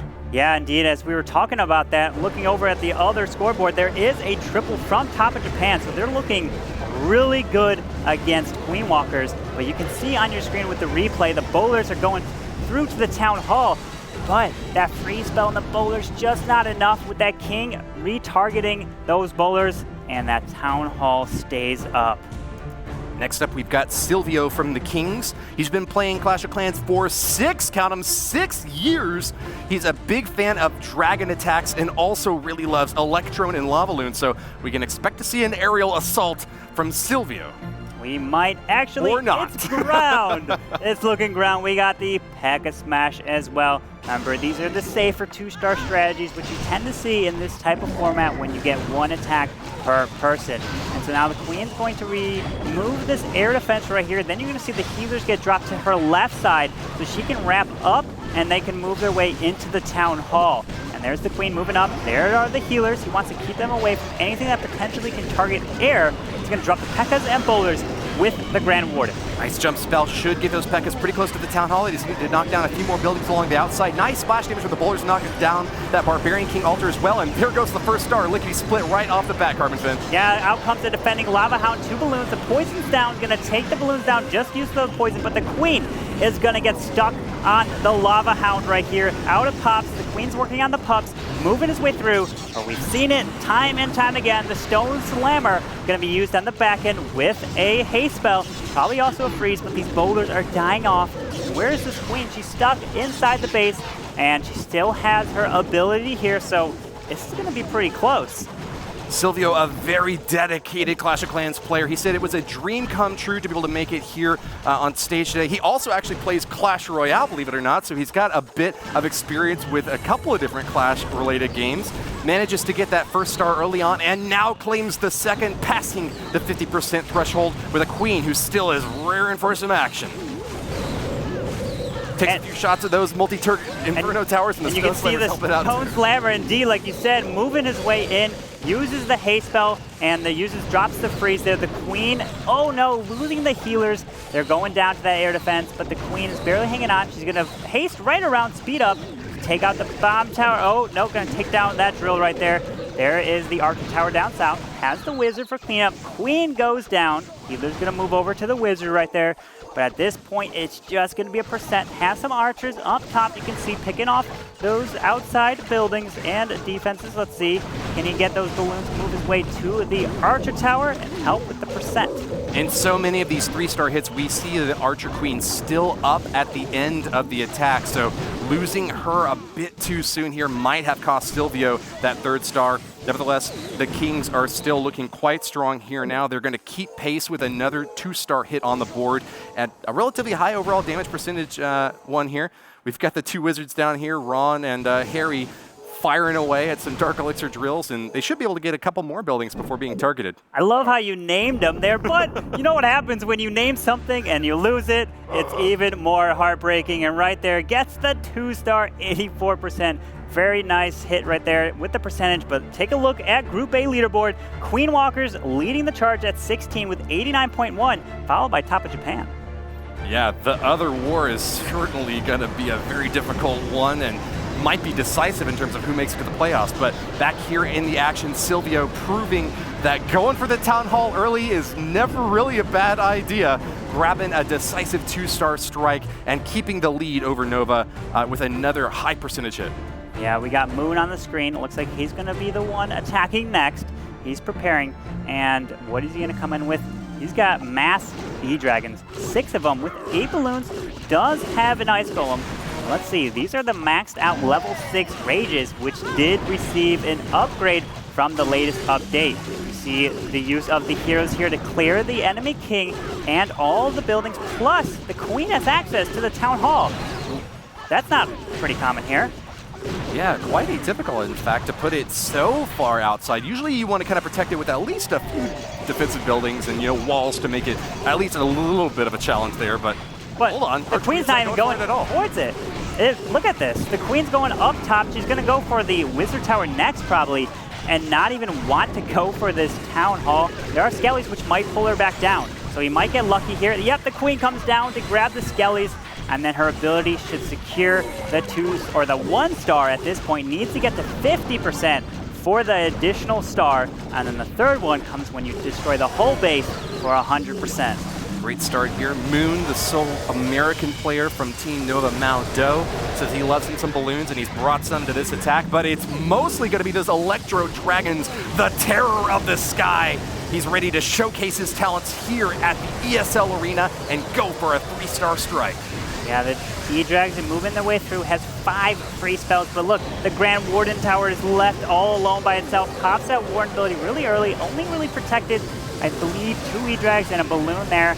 The Stone Slammer pops a little early right there, has 4 more freezes. He's got to get the spells down and use them to rage up these E-Dragons. There's the freeze over the Eagle right there. We have a ground targeting Expo, but can he get through it? It's going to be very difficult. You know, we used to see a lot more single target Infernos, but ever since the switch to multi, these Electro Dragons have been very powerful. They barely get burnt up at all by those little, you know, candlesticks trying to melt them, and seems like we've got another pretty strong attack here from Moon now, passing that 80% threshold, and still with another Electro Dragon to get some damage in here, holding on to some troops on the back end to get some more percentage off the top as well. Yeah, with that upgraded rage spell, you tend to probably see people want to try out the E-Drags again because the Chain Lightning is even more effective. Gonna take out this storage, dropping the minions around. I believe the Grand Warden Tower over on the left side might go down very close. The minions, one final shot, takes it down for an 87% 2-star at this point. 89 might be able to get a 90, but doesn't look like anything after that. Yeah, unfortunately, this Chain Lightning not able to zap in between the gold storage and anything else here. Electro Dragon goes down in a massive fireworks display, striking the ground with more lightning, but not finding anything to hit. Still, a 90% hit is one of the strongest we've seen so far today, and you gotta be happy with that if you're Moon, trying to pull back into position, but just not quite getting all the way there. Yeah, you can see from the replay here, he's dropping the free spells to freeze up the Eagle and that multi-target Inferno. Not using a single on defense, but still not a bad percent right there. Solid 2-star. All right, we're gonna go back to the Kings now. Franz's turn to attack. He says his role in the clan is to plan these attacks, and he has a lot of 100% hits in the past, so that's what he's gonna be going for this time. He's a minor expert as well, and through exhaustive daily training says that's how he keeps his cutting edge. Yeah, we have a P.E.K.K.A. Bow Bat, which is comprised of the P.E.K.K.A.s, the Bowlers, and the Bat spells. We might see the Bats come as a wave, which is dropped on the outside of the base to move through. You're going to use the free spells to help distract them, but we're going to have to see the type of funneling you're going to get. Doesn't have any wall breakers, but does have a wall wrecker, probably to help get that P.E.K.K.A., the Bowlers, the Queen, and the Grand Warden all pushing into the Town Hall. Then he's going to jump it, probably on the left side, let's see, of the Town Hall to get to the Eagle and the enemy Queen. A very expensive early expenditure in using those P.E.K.K.A.s to help provide the funnel. We saw this base get 3-starred in the previous war, but I think that there's a good chance that without those Hog Riders that Gaku brought against 1G, that it's going to be a bit more difficult to pull that off. Yeah, you can see these castles are popping up here. They're going to take some of the Bowlers and draw them down south. He drops the jump actually in the middle because he sees the Bowlers are actually moving out on the outside, and if the Lava Hound keeps going out there, oh, it does pop because the Queen would have followed it all the way around. We got the Grand Warden in the core, but he might go down. No, he's got about full health right there. He's going down a little bit. Has the King ability, the Queen ability, but he hasn't dropped the Bats, but there's a lot of splash still on the board. Yeah, keep an eye out for this Bat Bomb, maybe onto one of the Inferno Towers. Hold on, he actually is able to freeze both Inferno Towers in the top and the left side of the space. That might have been a crucial opportunity to Bat Bomb, but he's going to hold on to them nonetheless. Yeah, I think he just wants to get percent at that point. That was the Ice Golem Radius, which is huge when it dies. It's very effective to take and freeze a bunch of structures and defenses. Here comes the Bats. They're acting as a wave. Like we said, on the outside, they're going to move their way through and group up. You want to have the Bats and the momentum move through the space, but you have to keep freezing. There's a Wizard Tower and multi-target Inferno up top. There's no way he's going to be able to get through it. It's just going to be taken down, and a 2-star at that, trying to get some more percent. But a very nice try here by Franz. You can see the Ice Golem coming up top, going to try to distract the Archer Tower and the Wiz Tower, but the Bats are gone. Drop some balloons, and it's just a cleanup at this point with the Archer Queen moving around the base. A chill falls over the Inferno Towers in the center of this base, but just not long enough for those Bats to get the damage dealt. Franz told us beforehand that he is a fisherman, so he's going to be angling for a few more buildings along the outside here, but they're pretty well protected by Archer Towers and a mortar. I think he might have difficulty finding much more than the 72% he's already got there, CarbonFin. Yeah, he might drop the Wizard to help these Archers get through the wall. I think that's the only, well, let's see where he drops them. He drops them up there together to take down that. And just to take the splash of the mortar shots. Have 20 seconds left, and I don't think he's going to get anything else other than that. You can see about a 73% 2-star right there. It won't get through that last wall, so a great attack. And still, we're taking a look at the Group A standings at the top right of your screen, with the top of Japan at 19, Queen Walkers at 18, followed by Nova and Kings at 15 and 13. We should note that the Queen Walkers have used one less attack than top of Japan, so after this next hit, we'd expect them to have at least 20 stars. If they get that 2-star hit, that should keep them ahead of top of Japan. But back into the action here, Franz showing off his early strike here. Unfortunately, taking a big hit from a tornado trap, but it kind of worked in his favor, dragging that Ice Golem just to the very edge so that he could freeze both of those Inferno Towers, but just not very many troops left in that central push to get the damage dealt necessary for a 3-star. Yeah, no, not at all. You can see El Period's coming in for Nova. Unfortunately, he did get the 1-star in his first attack, so he definitely wants to come back after that. We see some Teslas popping up. We do see a Lalo, but he's got some Skellies to take out the Queen. He's going to sacrifice his heroes to get the Town Hall, and then he's going to fly around the base in either a clockwise or counterclockwise formation to go after the Queen and the Eagle and save the Warden ability for the balloons.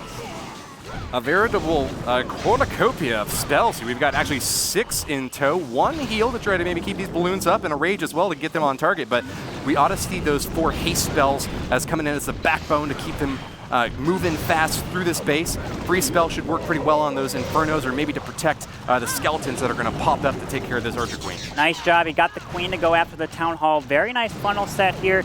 Doesn't actually probably have to pop this Queen ability. She can make it all the way through the Town Hall and then pop the Queen ability later if he saves it, because nothing else is touching her and damaging her. So look at that. Doesn't pop the Queen ability. She can move all the way around here. Now drops the Lava Hound and has 2 more. Stone Slammer is going to be responsible for the 9 o'clock section over there towards N10. Out comes a Baby Dragon. Lava Hound activates the Tornado Trap, which is good. But where's the Grand Warden? I don't see him on the board yet.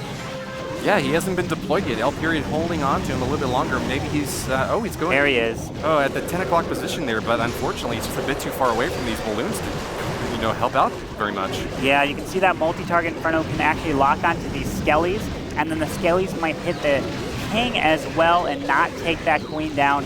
He was a little late on dropping that Grand Warden. He probably wanted to drop it earlier, so it followed the main core towards the middle over the Eagle, and he could have used that Warden ability over the Eagle right there, but let's see, the balloons are still moving. But oh no, let's take out the Eagle. Eagle's dead out of the attack here. It's moving through. Some balloons left this Grand Warden ability, or his Aurora, and moving through, gonna take down the Archer Tower. Wait a second. This could be a 3-star. Looks like it. El Period with the 1-star hit in his first attack is now very close to the 3-star. They're clapping. From Team Novas, they're going to get, once again, a turnaround. Man, El Period is the most hit or miss attacker we've seen so far. Goes from a 1-star to a 3-star, answers the call, but that was the second time where we saw the Grand Warden might have been dropped late and missed it, but still got a 3-star. Very nice attack from El Period right there of Nova. That is they needed that especially, but there was a nice Warden ability, as you see, from the Eagle shots, but it's that upgraded the haste spell, which is going to shoot them through this base even quicker. And then the Skellies took out that Eagle right there.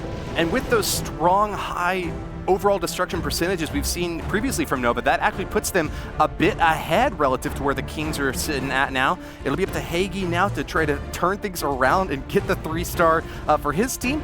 He is a great planner for the Kings, but he's more known as a base builder than an attacker. Nevertheless, he does train every day and really loves to play with miners. Not this time, though. He's still sticking to the ground with those Hog Riders, but 3 Electro Dragons is going to kind of mix up the ground and air forces in this attack. Yeah, you're going to see he's going to try to use the heroes to create a bit of a funnel, and he might want to use these E-Drags, might drop the Stone Slammer to go for the Queen. And the E-Drags are going to act as a kind of like a kill squad moving into the base to get a good section. He does have the Earthquake, so that means he's going to drop the Hogs from about 7 to 6 o'clock, and they're going to move through the base from that angle, and then has to drop the Earthquake early to activate it. Otherwise, the Hog would just pass it as they move through. So you can see there's the King with his ability. Queen's going to step up, grab the air defense, move down, and the E-Drag's going to come right behind. He is a practitioner of Brazilian Jiu-Jitsu, so just when you think Moon's got the upper hand, keep an eye out for Hagi to just flip him right over and knock this base out. That's what you'd expect from an attack strategy. Relatively unorthodox here with 3 Electro Dragons up top on the Stone Slammer, and then 30 Hogs to follow in afterwards. Yeah, you can see these E-Drags are going to be responsible for killing the Queen, killing the CC. Out comes the Dragon, which is not bad because the E-Drags can kill it very easily. The King is actually still moving around, but they activated the Town Hall. So he can actually save the Earthquake for later in the raid if he wants to, or he can drop it here on the Town Hall to help take it down. It's going to be interesting. I think he might save it. Pops Warren ability. Very nice job there. I personally would save it for later because it's only really meant to activate it, or it can be used later in the raid. Balloon is still up. No poison spell. Oh no, that is not good at all.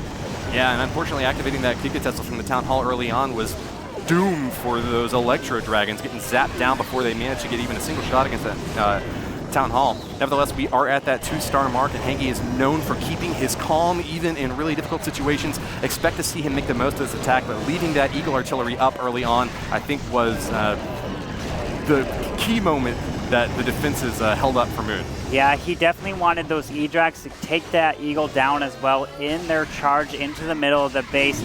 Usually you might tend to see a clone spell come down and clone up the E-Drag in the core, and then it gets some extra value for that rage, but this time decided not to take the clone, finishes at a 64% 2-star right there for Kings. Still a nice attempt, secured the 2, but they might have to go all out for the 3 very soon. I think you're right about that. Nova is going to hold on to their lead. Let's take a look overall at Group A, where the Queen Walkers are ahead now with 20 stars against Top of Japan with 19. Whoa, hold on, switch that. Top of Japan just grabs another couple stars, and they're going to be ahead now, but still one more attack for the Queen Walkers left to use. Yeah, you can see the score was updating right there. Very nice, but here it is again with the E-Drags. No clone in the core, and they never ended up moving to the Eagle. They did go down south. Pops that Warren ability pretty early to make it over the Town Hall here, but unfortunately falls a little bit short. Still had to get through the Eagle, which was firing down on the Hog Riders. The last attack from Nova will come from their heaviest hitter in the first war, Wei. The Queen Walk Laloon expert is going to be using it this time. I'm very excited to see if he can pull off that 3-star again. You know, we actually asked all of the players what their professions were in real life. Every one of them gave us answers except for Wei, who told us he's something secret. He can't tell us, so maybe he's a special agent. What do you think? Maybe he's like a special at getting the 3 stars here. That's a special feat. But you can see he drops the Queen, some balloons over at 3 o'clock to create a bit of a funnel to take it down. And the Queen is going to try to probably charge into the Town Hall with a jump spell, get access to the Town Hall, the Eagle, the enemy CC, and then the Queen. If he's going to do the Lalo, he's probably going to start, well, it depends if the Queen removes the backside sweeper. He could start from the top side and move his way through because she can actually reach both these sweepers in her charge, but she has to get the Town Hall and move her way there. He does have a minion. Once that Lava Hound does pop, he's going to drop it over by the healers to help get through it. There's the minion right there, but he drops the rage. He's got to push his way towards the Town Hall. It's going to be close. Lava Hound pops, Archer Queen locks, and manages to drop all the pups that popped out. She's going to be moving on inward on this base now that she has that jump spell to keep her on track, but oh, nice. She actually manages to get a target onto this Inferno Tower. She's getting some great value here early on, CarbonFin. Yeah, you're going to see he's going to remove the enemy Queen and the Eagle right there. Pops ability, but now he's got to change it all. He's got to now fly over the Town Hall if he can't get the Queen to go there. Okay, there it is. So now he is flying over there because Queen wasn't going there. She's going to the top side. He's going to save the Stone Slammer for the Town Hall. Might see an early Warden ability here. Freezes that multi of the Expo. The Wiz Tower doesn't freeze the air defense. There it is. The Stone Slammer moving over. 50. Get to the 51. It's going to activate. It activates. Stone Slammer should remove it. Hops the Warden ability. Moving his way through with one more haste. Freeze, but he does have 5 balloons in his back.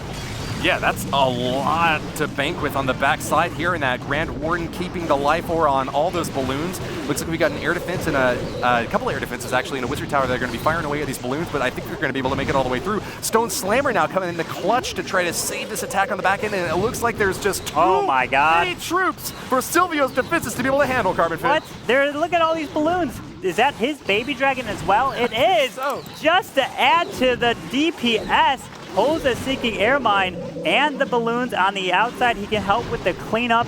The pups are going to be locked on the King. There's 30 seconds left, and that is going to be a 3-star all day long. Unless the storages, can they make their way?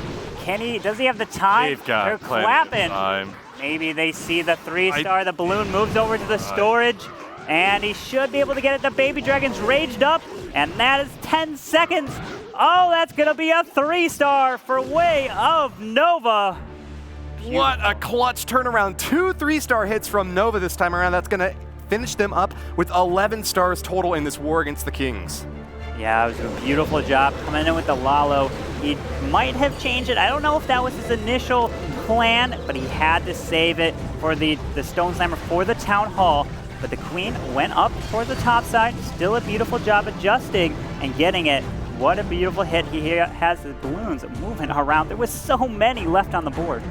Hang on, though. We've got one more attack left in this war for the Kings to try to claim victory. Vitor Almeida, famous for his Queen Walk and La Lune attacks, will be using a La Lune strategy this time indeed. He says he is an absolutely obsessive gamer. He practices so often, and that's what it takes sometimes to reach this level of expertise. You have to just be able to wake up and just grind through it, practice all day if you want to make it to the very top. You're absolutely correct, Woody. You can see he's dropping the King up there as well. I think there was a Baby Dragon to help with the funnel. Wants to get the King to go towards the left side, towards 9 o'clock. Queen is behind, has 5 wall breakers. Gonna take out the enemy King. The Skelly's gonna wall break in, and the Queen is gonna be responsible for taking out the Town Hall. Now let's see where the pathing is, but he still has 5 healers. So he's gonna probably plan on pushing the Queen into this base maybe, and has to freeze this unless he wall breaks in early, and then jumps toward the Eagle and the enemy Queen. Still going to get quite a bit of value from this walk. He's able to pull some of those archers out, but I'm not sure if he got the entire CC this time.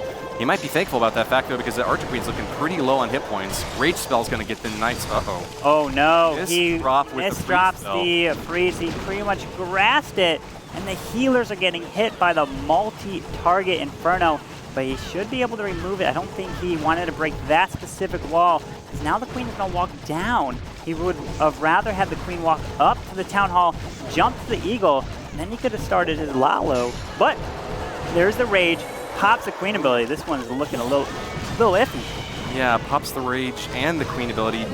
Would have probably preferred to only have to see one of those get used this early on in the attack. Nevertheless, that top left compartment has been fully eliminated now, and this Queen is still charging in. Locks onto a Lava Hound, though, and that's going to be pretty difficult. That balloon is just walloping her. Oh, yeah. He didn't drop the poison there, but I don't know if you caught it. That Eagle Artillery locked onto the healers and absolutely shredded them. Now dropping the Lava Hounds to fly across. Gonna have to drop the Grand Warden. Has to save the Stone Slammer as insurance over the Town Hall. He's at 35%. He's approaching 50. He's got to be patient here. He might have to pop this Grand. Yep, he does pop it a little bit early. At this point, he needs to save the 2-star. Stone Slammer is going to fly for the Town Hall. The enemy Queen is still up. No way of taking her down. There is the Stone Slammer. He's at least should get this 2-star, but definitely not going to get the 3. Vitor Almeida was a competitor in the May qualifier, and the Kings, known for their strong scenes, are going to come back in the very end, and with that big drop, are taking down the Town Hall. A 2-star here means that they'll keep pace at 10 total for this war, but they're going to be behind Nova, and they're going to be struggling. They just have one war left now to try to make it to the playoffs. Yeah, just one left here. You can see at the top, Group A, with Queen Walkers at 22 stars right there. Top of Japan at 21. Nova also at 21, so it is so close here. Kings, unfortunately, are pretty far behind. That should put them, yep, at 19.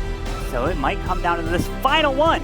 Wow. It was a back and forth early in this matchup, but in the end, Nova was able to redeem themselves, taking the win in their second attempt live on stage, and the Kings fall behind on the scoreboard, but Nova now all up on top with Top of Japan and the Queen Walkers.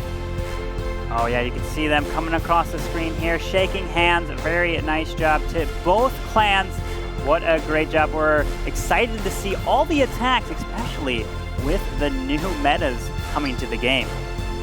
A decisive performance in all 4 of the wars that we've seen. The first 2 on screen ended in a 12-10 and an 11-10. The 2 off screen had Top of Japan winning both, first with 10 stars and then with 11 stars. it's going to wind up being a really close round 3. Let's take a quick look at this replay before moving on. Yeah, you can see the Stone Slammers moving in. There is the Rage. The Rage spell doesn't affect any siege machines, so he's just going to do it as insurance to get that Town Hall down. It does, loses all the balloons, gets the safe 2-star, but unfortunately not enough. But you can see it is such a close matchup in Group A. It's so close. I'm excited to see what's to come. Advantage for our Japanese clans, though. Have we seen the Queen Walkers grab a 12-star hit, and top of Japan now grabbing 11-star hits? I think that they are both really well poised to move on, but any given Sunday, you got to keep that in mind. Any single round 3 can absolutely completely upset the stage of the tournament. Yeah, I know. It comes down to those 1-stars or 3-stars. You have to be a little bit risky in this type of format to move on. Let's send it over to Rene for an interview at the couch.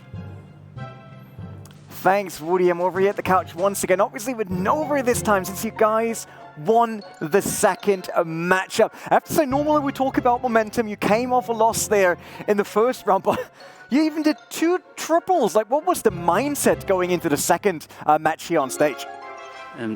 第2场打第2场的时候，你们有什么样对第2场有什么样的看法？就是你们打了2次打了3星。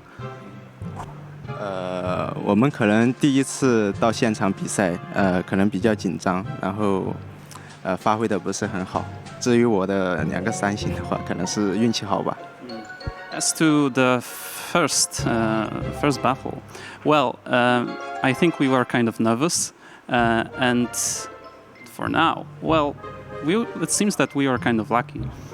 Definitely over that phase of being nervous here, because that was an exciting win. Now you guys up to 21 stars, which puts you at the same number of top of Japan, and 22 for the Queen Walker. So you're right there, top 3, but you need top 2. So what do you do next to ensure that you guys make it through to playoff Sunday?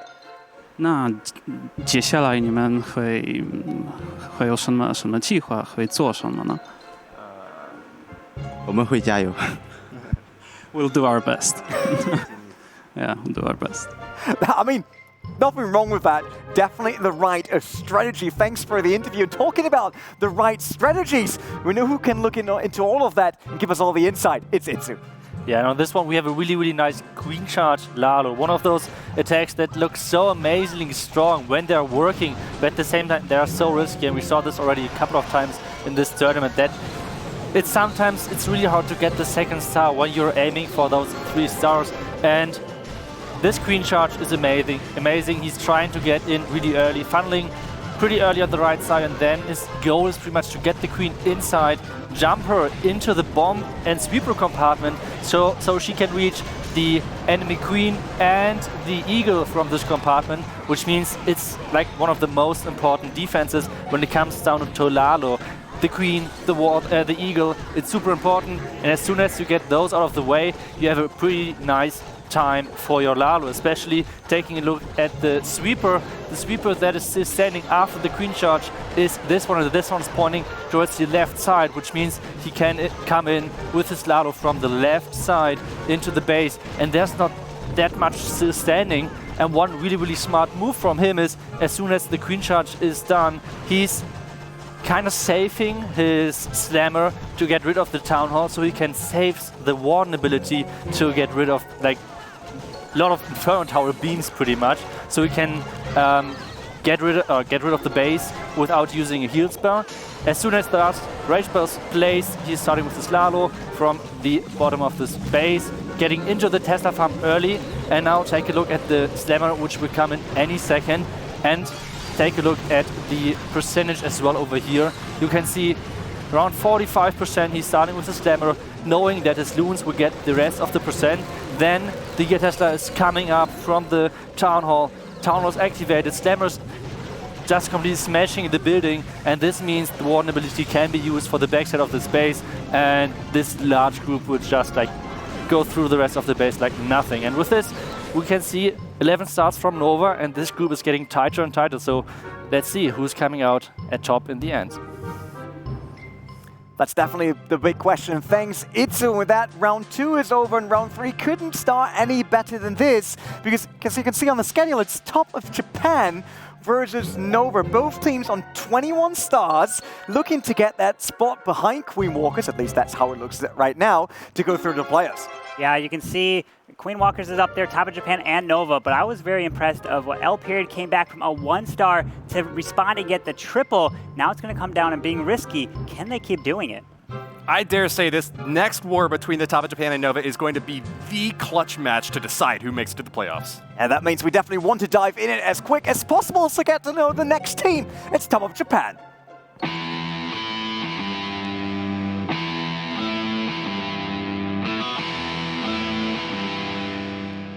僕たちはトップオブジャパンです。綾瀬、龍、太鼓、昆布、アイアン、ステルダム。僕たちは2回目ですが、またこのステージに立っていることは光栄に思います。日本の皆さんの期待に応えられるように精一杯頑張ります。前回はチームケソに、破壊率の差で負けましたが、前回の反省を生かして今回も頑張ろうと思います。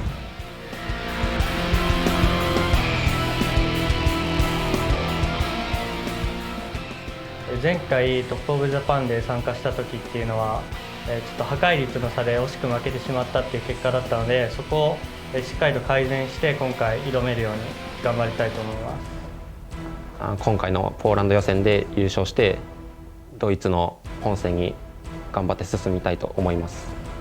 僕たちの夢は今回のポーランド予選を勝ち抜いてドイツの本戦に進みたいと思います。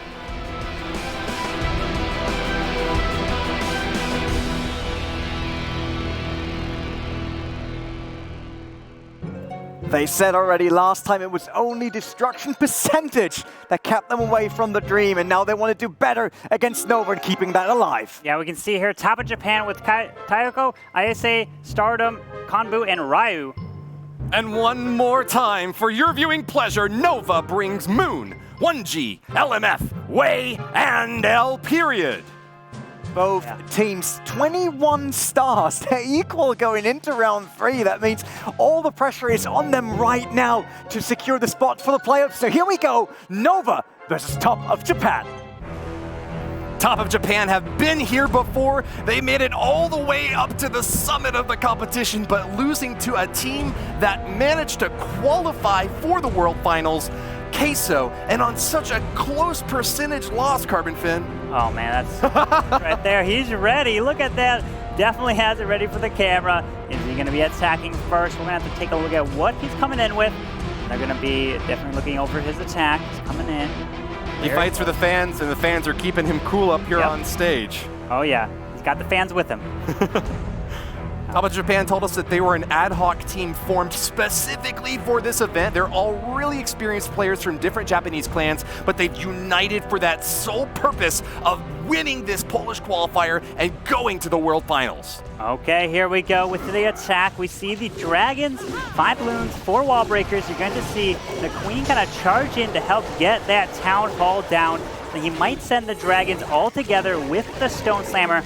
But let's see, if the Queen's going to take out this Town Hall, going to jump over it, take out that multi-target and air defense on the backside, you might see either the Dragons come up north or down south as the Sweeper is pointing up at 12 o'clock.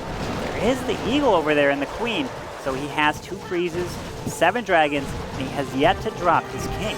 That's right, we saw a Dragon attack against this base in the previous war. L Period's defenses managed to hold up, but just barely. That bottom right side of the base completely undefended with walls. Gave both attackers a pretty good signal that an aerial assault would be the way to go here. Yeah, the Queen's going to pop that Lava Hound right there.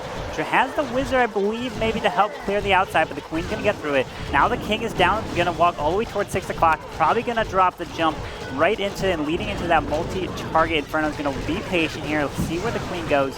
She might actually go to this Expo. It's going to be, all right, let's see. She's going to pick one way or the other, and she walks so close, still hasn't popped that King ability. She does walk down south and should have access to, oh, that Ice Golem found a spring trap and pops right away.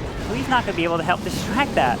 really unlucky result to start things off for Sturdom. He's losing that Ice Golem, but he still has a ton of troops to soar in here. Sturdom, we asked him his superpower. He says it's his 191 centimeter height. So he's towering over the competition now with an air attack against El Piri that's already taken 2 stars off. How much further can he get, CarbonFin? Oh, he's pushing his way through this base with the dragons breathing the fire. He's gonna still already pop that warning ability. That Stone Slammer probably might have, yep, there are balloons, no more spells at this point. The Queen is still working on the inside of this base, has a handful of dragons, but that air defense is going to be shooting the dragons down. Doesn't have the King ability anymore. The Queen's trying to survive.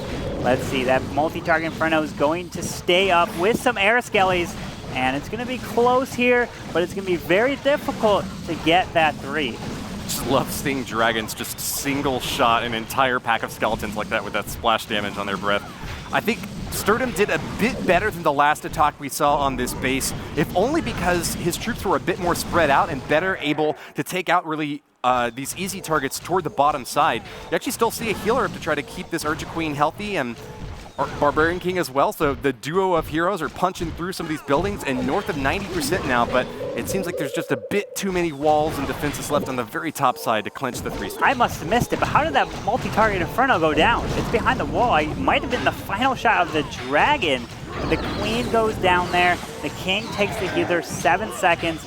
Still gonna be a great hit to start off this war at 95%. 2-star right there for top of Japan. What a beautiful hit. An impressive start here. We asked him earlier what he would do if he won. He said he's going to save the prize money. He's a soccer pro, though, so maybe he'd try to score a goal early on. Didn't get the hat trick this time, but I think that we can still expect great things from him if he's able to move on to the playoffs. Yeah, you can see these dragons are moving through the core here. He kind of broke the base up into sections, but that Ice Golem got sprung early, and he definitely didn't want that to happen. But now we have 1G of Nova coming in, and he's prepared. Let's see what he can do in his next hit on stage. 1G is a dentist in his real-life profession, so we can expect to see him bring the pain here on this base. Ayase defending now. Ooh, I like the Hog Rider pull here. What do you think we're going to expect the attack to start from? Looks like a top. Yeah, up top at 12 o'clock, you're going to see the King run around. He might actually pop ability and run into the Town Hall because there's a little bit of a gap, and he's going to be closer to the Cannon and Dark Drill than the storage over there. But the healers nonetheless drops that balloon in front of the healers. That's the test for Seeking Air Mines because he doesn't want to lose one healer as he pushes into this base. And indeed, the King does go into the core, not going to go up top, but the Queen's going to help remove this Town Hall. Under a raid, but the Town Hall looks to stay up unless, oh, he freezes it. The Queen's going to get off of it, drops a poison. Now he's got to get through all this before taking the Town Hall down and the enemy Queen. It looked like 1G was maybe planning on that free spell to keep those troops off the Archer Queen so that she could take down the Town Hall nice and early. Now it's going to be a bit more difficult to finish off the CC while the Town Hall is firing away at her. Still, though, it looks like with that one little minion helping out at the top, the pups aren't going to cause too much trouble, and the first star has been claimed by 1G. Yeah, now he's working on the enemy Queen. Doesn't have a jump spell, so I'm thinking, where is he going to use the Stone Slammer? Just going to let the Queen walk around, so it's not really a Queen charge, more of a Queen walk. Because when it's called the Queen charge, it charges into the base, while Queen walk just keeps walking around. And now he has the Hogs, drops the balloon to test for a Seeking Air Mine down at 6 o'clock at the bottom of your screen there. You can see, now he's moving in, no air defenses, pops the ward ability through the Eagle shots. Beautiful job. Still has the Queen ability, pops it right there on the wall, and he's moving his way around the base in a clockwise formation. Nice free spell, grabs that multi-target Inferno and the Eagle Artillery, but oh, a Giant Bomb goes off, taking out a few Hog Riders. Looks like they're going to still mostly stay healthy. Tornado Trap drags that Queen back, and that's actually good for 1G. He gets a bit more healing down on that Queen, and these Hog Riders are still looking pretty good. I think that he lost a big clump of them in that top pack, though. If he's not able to take down this Inferno Tower, he's going to be in trouble. Yeah, the Hogs are moving through. They got the Skellies on him. The Queen, like she always does, loves to beat on the wall, but there are some air Skellies. I don't know. There it is. The multi-target Inferno is going to help take down that Grand Warden. The Queen, how many healers are on her? About 2. I don't think she's going to be able to survive this beating right here. Has some wizards up top with some archers. Going to try to get the percent here, but not going to be enough to get the 3 stars. And that Inferno Tower just barely has any hit points left. You're going to see when she takes a shot. Oh, and indeed, you're right. Knock it down. if that Inferno Tower had been taken down a little bit earlier, the Hog Riders that were sweeping along the top left side of the map might have actually been able to survive, and that could have been the difference between 3 stars and a really high damage 2. Yeah, you can see there's the test, so probably won't be able to get any more unless this 2 healers keeps that Wizard alive, unless it 1 shots, 2 shots, healers stay, and it's the, oh, down it goes, 85% 2-star. Hey, that's nothing to complain about. Yeah, you can't blame your healers if you're wandering out of range. That's your fault, Mr. Wizard. You got to stay next to your healers next time, Boko. Yeah, it was such a great hit there. It was close, but not enough in the end. Found the tornado trap, as you can see. The Queen was spinning around a bit, but couldn't reach that multi-inferno with the Queen. Maybe if he had a jump spell to get the Queen deeper in the base quicker, could have been a different result. All right, we're going to turn things back around now. Konbu will be attacking for the top of Japan. Konbu loves Hog Rider attacks. In his free time, he also loves to go snowboarding, so expect to see him sliding down the slopes of the competition. Maybe he's got an easy base up against No Way, who's defended pretty well in the previous wars. I was going to say, if he likes snowboarding, you might be seeing a lot of ice combs, but we don't see any here. We got 2 freezes, though. We dropped the balloon with the baby dragon to take the top side down. There's the healers with the Queen. She's going to work her way. Where is she going to walk? Has a jump spell. Pretty much probably going to have the Queen be responsible for taking out that whole section, including the Town Hall. Then where is he going to Lalo it? There's the jump spell. He's probably going to Lalo from about 9 or 10 o'clock behind the sweeper. The Queen's going to remove that whole top side plus the enemy Queen, but this is going to take a lot of time, though, to get through. Yep, Poison's going to catch the Lava Hound and the balloon there. Will be enough to cut the balloon, but this Queen's going to have a few more shots at this Lava Hound to finish it off. Gets the job done, and those pups are spreading out. Nice job bringing minions once again to try to protect the healers on the backside. Yeah, you can see, drop the minion there to help take the pup down there. The cannon's going to go down to the balloon and just barely remove some of the DPS off the Queen. The minions are trying, and does the final shot. The minion helps take the cannon down.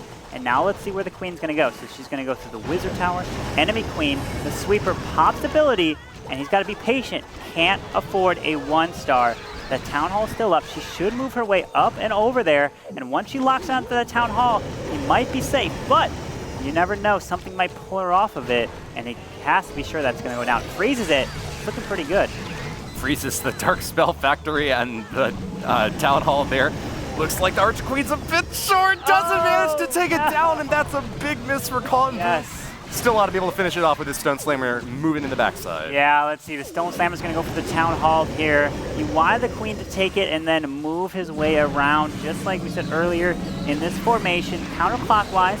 The Grand Warden hasn't popped his ability, but he's locked onto the enemy King. What is he doing?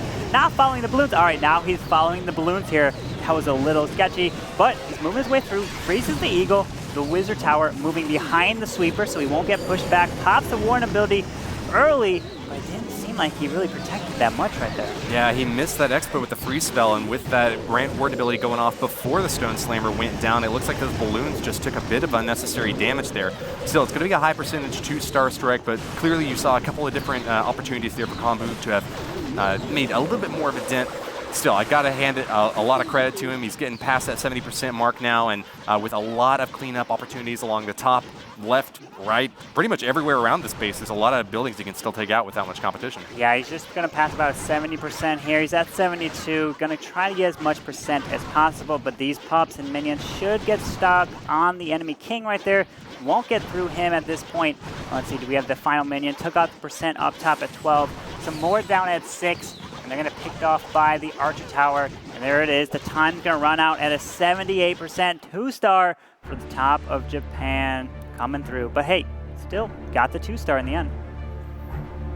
2-star coming in clean, and I really got to say, I love the diversity of attacks that we've seen so far today, CarbonFin. We've seen a lot of P.E.K.K.A. Smash, quite a bit of Lava Hound attacks, and a fair amount of Hog Riders as well. Is there any attack that we haven't seen yet that you're looking forward to? Something that potentially uses 4 Earthquake spells to open up 10 walls. I'm still waiting for it. I'm waiting very patiently. Maybe this weekend we might see it, but it's going to be super powerful. Now, what's the reason why people are preferring jump spells over the Earthquake spells? Because jump spells is only 2 spell slots versus Earthquakes you need 4 spell slots to open up a wall. So who knows if they end up going to use it. But they open up a bigger compartment. They do, but you don't get that yeah, you don't get that flexibility same value. But we have LMF now for Nova coming in with a little bit of a, looks like a P.E.K.K.A smash as well, but has an E-Drag, which is going to be used to set the funnel, and has 5 healers, 3 P.E.K.K.As, 11 bowlers. He's going to work his way down to the Town Hall, and then he's going to have a jump spell, which just might be used over where the Queen is, and then get his way towards the Eagle and the rest of the base.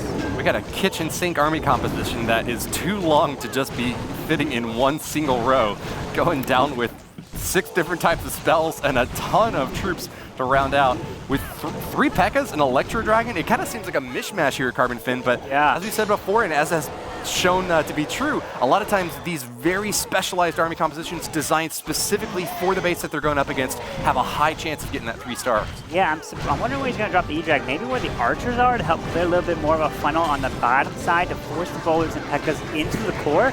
And then he does have the Stone Slammer, but he does have that jump, so he's going to have to drop the Stone Slammer wherever I believe the Town Hall is not going to go down. So there's the P.E.K.K.As. They're going to loop around the base here into the Town Hall. Grand Warden, he's going to save the Stone Slammer for the back end. There's the jump right by the Queen, and he's going to have to use the haste spell for the Stone Slammer. There's a Warden ability. There it is. The Town Hall is going to go down. Nice right there. Well, Breaker's making a bit of an unnecessary hole in that outside wall. Maybe he thought that he was going to get the bowlers in there a bit quicker, but nevertheless, he is still punching hard into the center of this base. This poor Grand Warden, though, is kind of wandering out into the middle of the defensive structures. Loses the Archer Queen, but is... Oh, actually, that's the defensive Archer Queen. He still has his up top.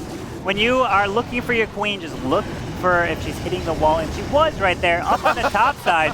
I mean, the E-Drag is down south at 6 o'clock. He has dropped the Stone Slammer now. Move it towards that multi.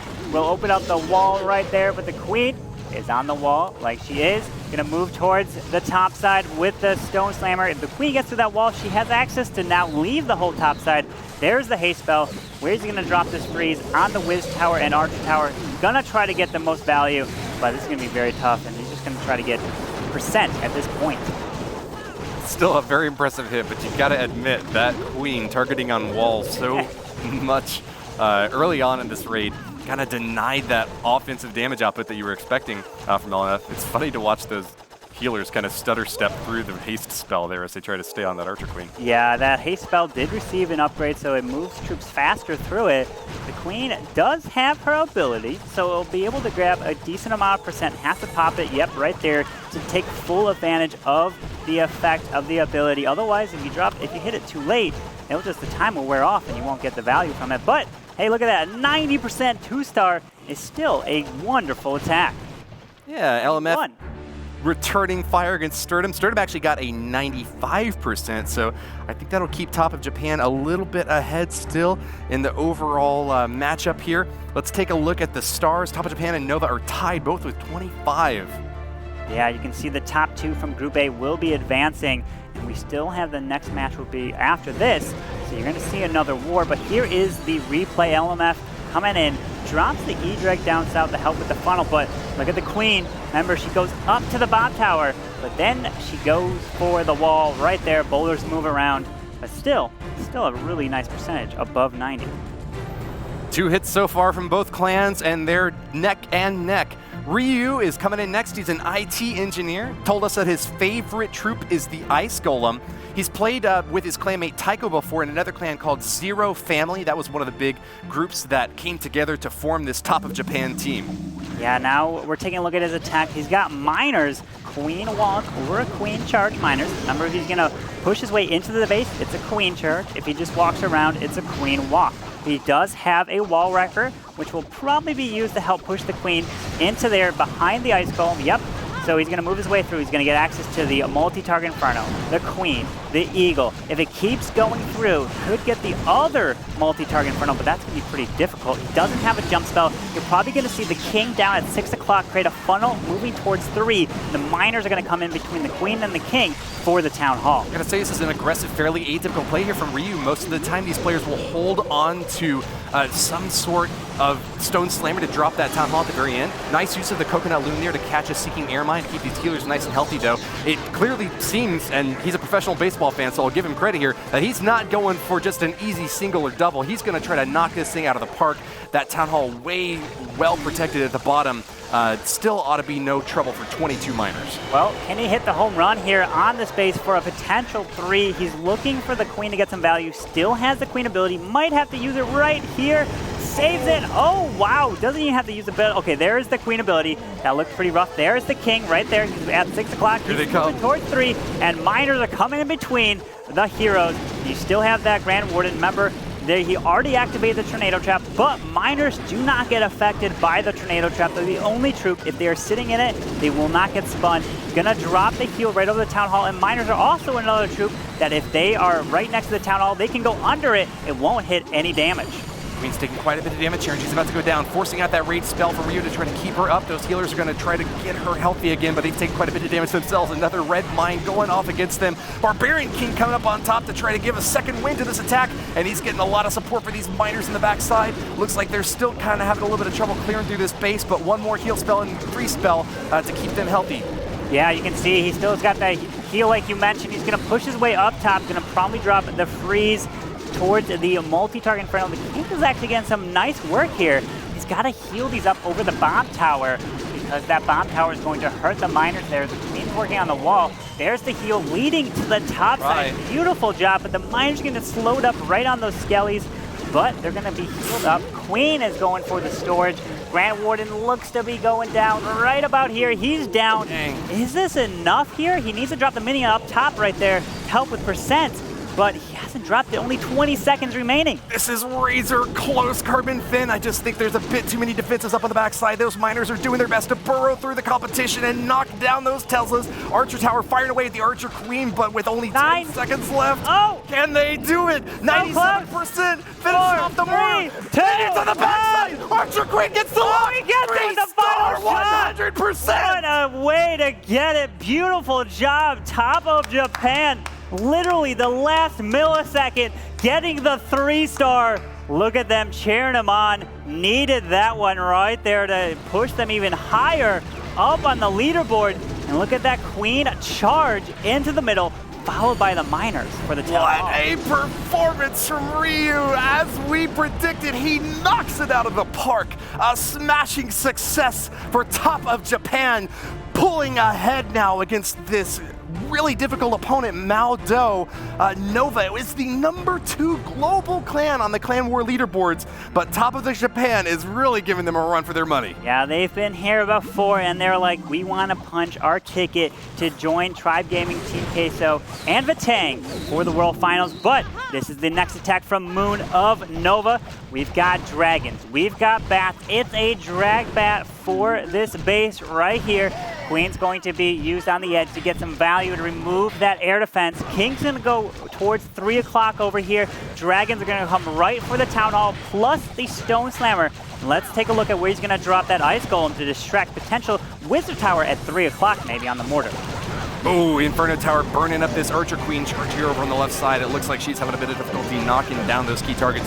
Pulls the CC out, though, and with the Lava Hound flying around, that could cause a little bit of trouble for these dragons. They will be able to lock onto the Lava Hound, so expect him to cause a bit of distraction as we start off the next stage of this. Yeah, he's got to drop the Archer on the edge to move the Lava Hound out of the way. Dragon's got to come in between right here for the Town Hall, but this is going to be difficult. The enemy Queen is still up. He's dropped some balloons in front.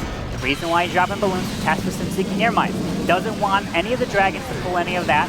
Let's see where he drops the Stone Slammer. Might be on the left side. Let's see if the dragons go over there. Depends. He's going to be reacting to this. Pulls more archers out of the CC. Going to have to pop that Grand Warden ability here.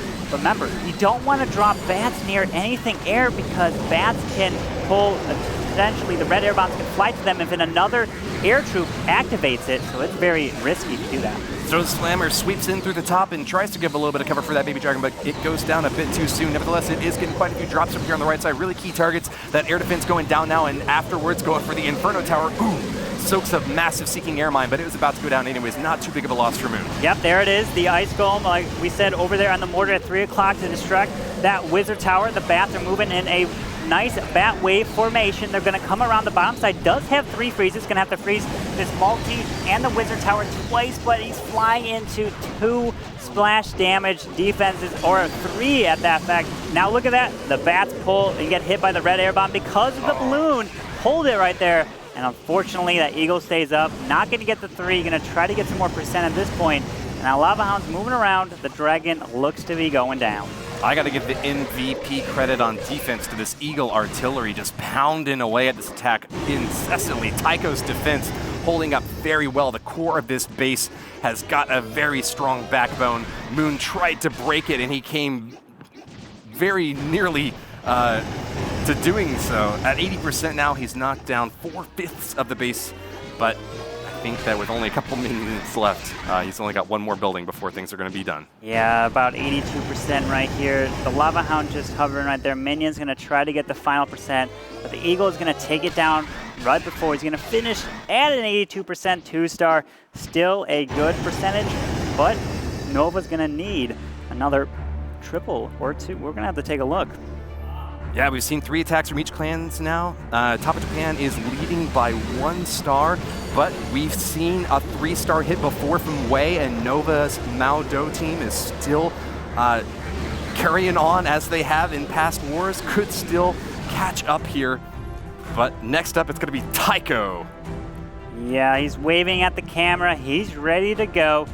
I'm curious of what he's going to come in with. Remember, this is Top of Japan's first time on the stage here today. They've been here a couple times. He's coming in with a Queen Charge, Hog Attack, 5 healers, 31 Hog Riders. Yeah, Tycho told us before the war today that he prefers using Giants and Hog Riders. He says he really gets a lot of experience from playing with such highly skilled clanmates, so he really respects all the work and effort that they've put in to get this far, but they still have another hurdle to clear before they can make it to the playoffs. Defeating Nova Maldo is their top priority.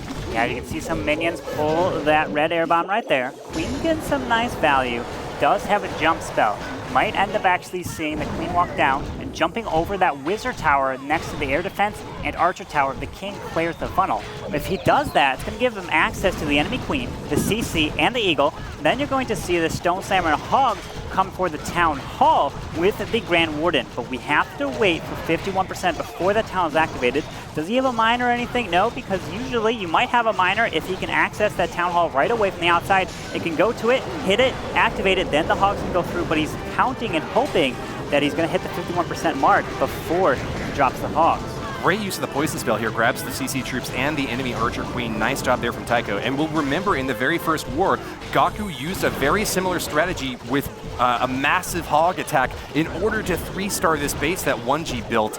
I think that Tycho's still got a really great chance at making it happen once again. Yeah, so, oh, the minion activates the Town Hall. I don't know if that was not on purpose because he was trying to go for the Lava Pup, but it just went for the Town Hall. Now sends the Stone Slammer. Healers are out of range of the Town Hall, which is good, but the Warden was late. He's going to lose all those Hogs to the Town Hall, unfortunately. He's moving his way clockwise around the base up top. Got to get the Wizards down now for the value, but he missed some of those Hogs up top. But hey, the Queen is still moving through. Not bad. She's tanking the Warden platform right there. He has one last heal, but the Stone Slammer is still alive. Tornado Trap dragging all those Hogs right into the center of that compartment, taking a massive amount of damage from that bomb tower right adjacent to it, as well as this multi-target Inferno. I gotta say, Tycho is making a heroic effort at taking this base down, but these defenses are just getting the luck of the draw time after time. Still, there's one big obstacle between him and 3 stars, and it's that multi-target Inferno. We have the E-Dragon at full health still up.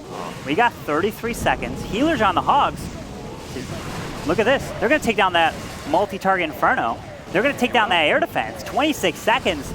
Look at them. He's putting his hands up in the air. He's like, I got this. This looks to be a 3-star for Top of Japan with 16 seconds left. That's the final building. 99, but wait a second. Where is there a outside Tesla that we didn't see in the corner? 7 seconds? Come on. Oh, there it is, the storage right there. He takes it down. I didn't see that. They moved their way over there for the 3-star. Beautiful attack right there for Top of Japan.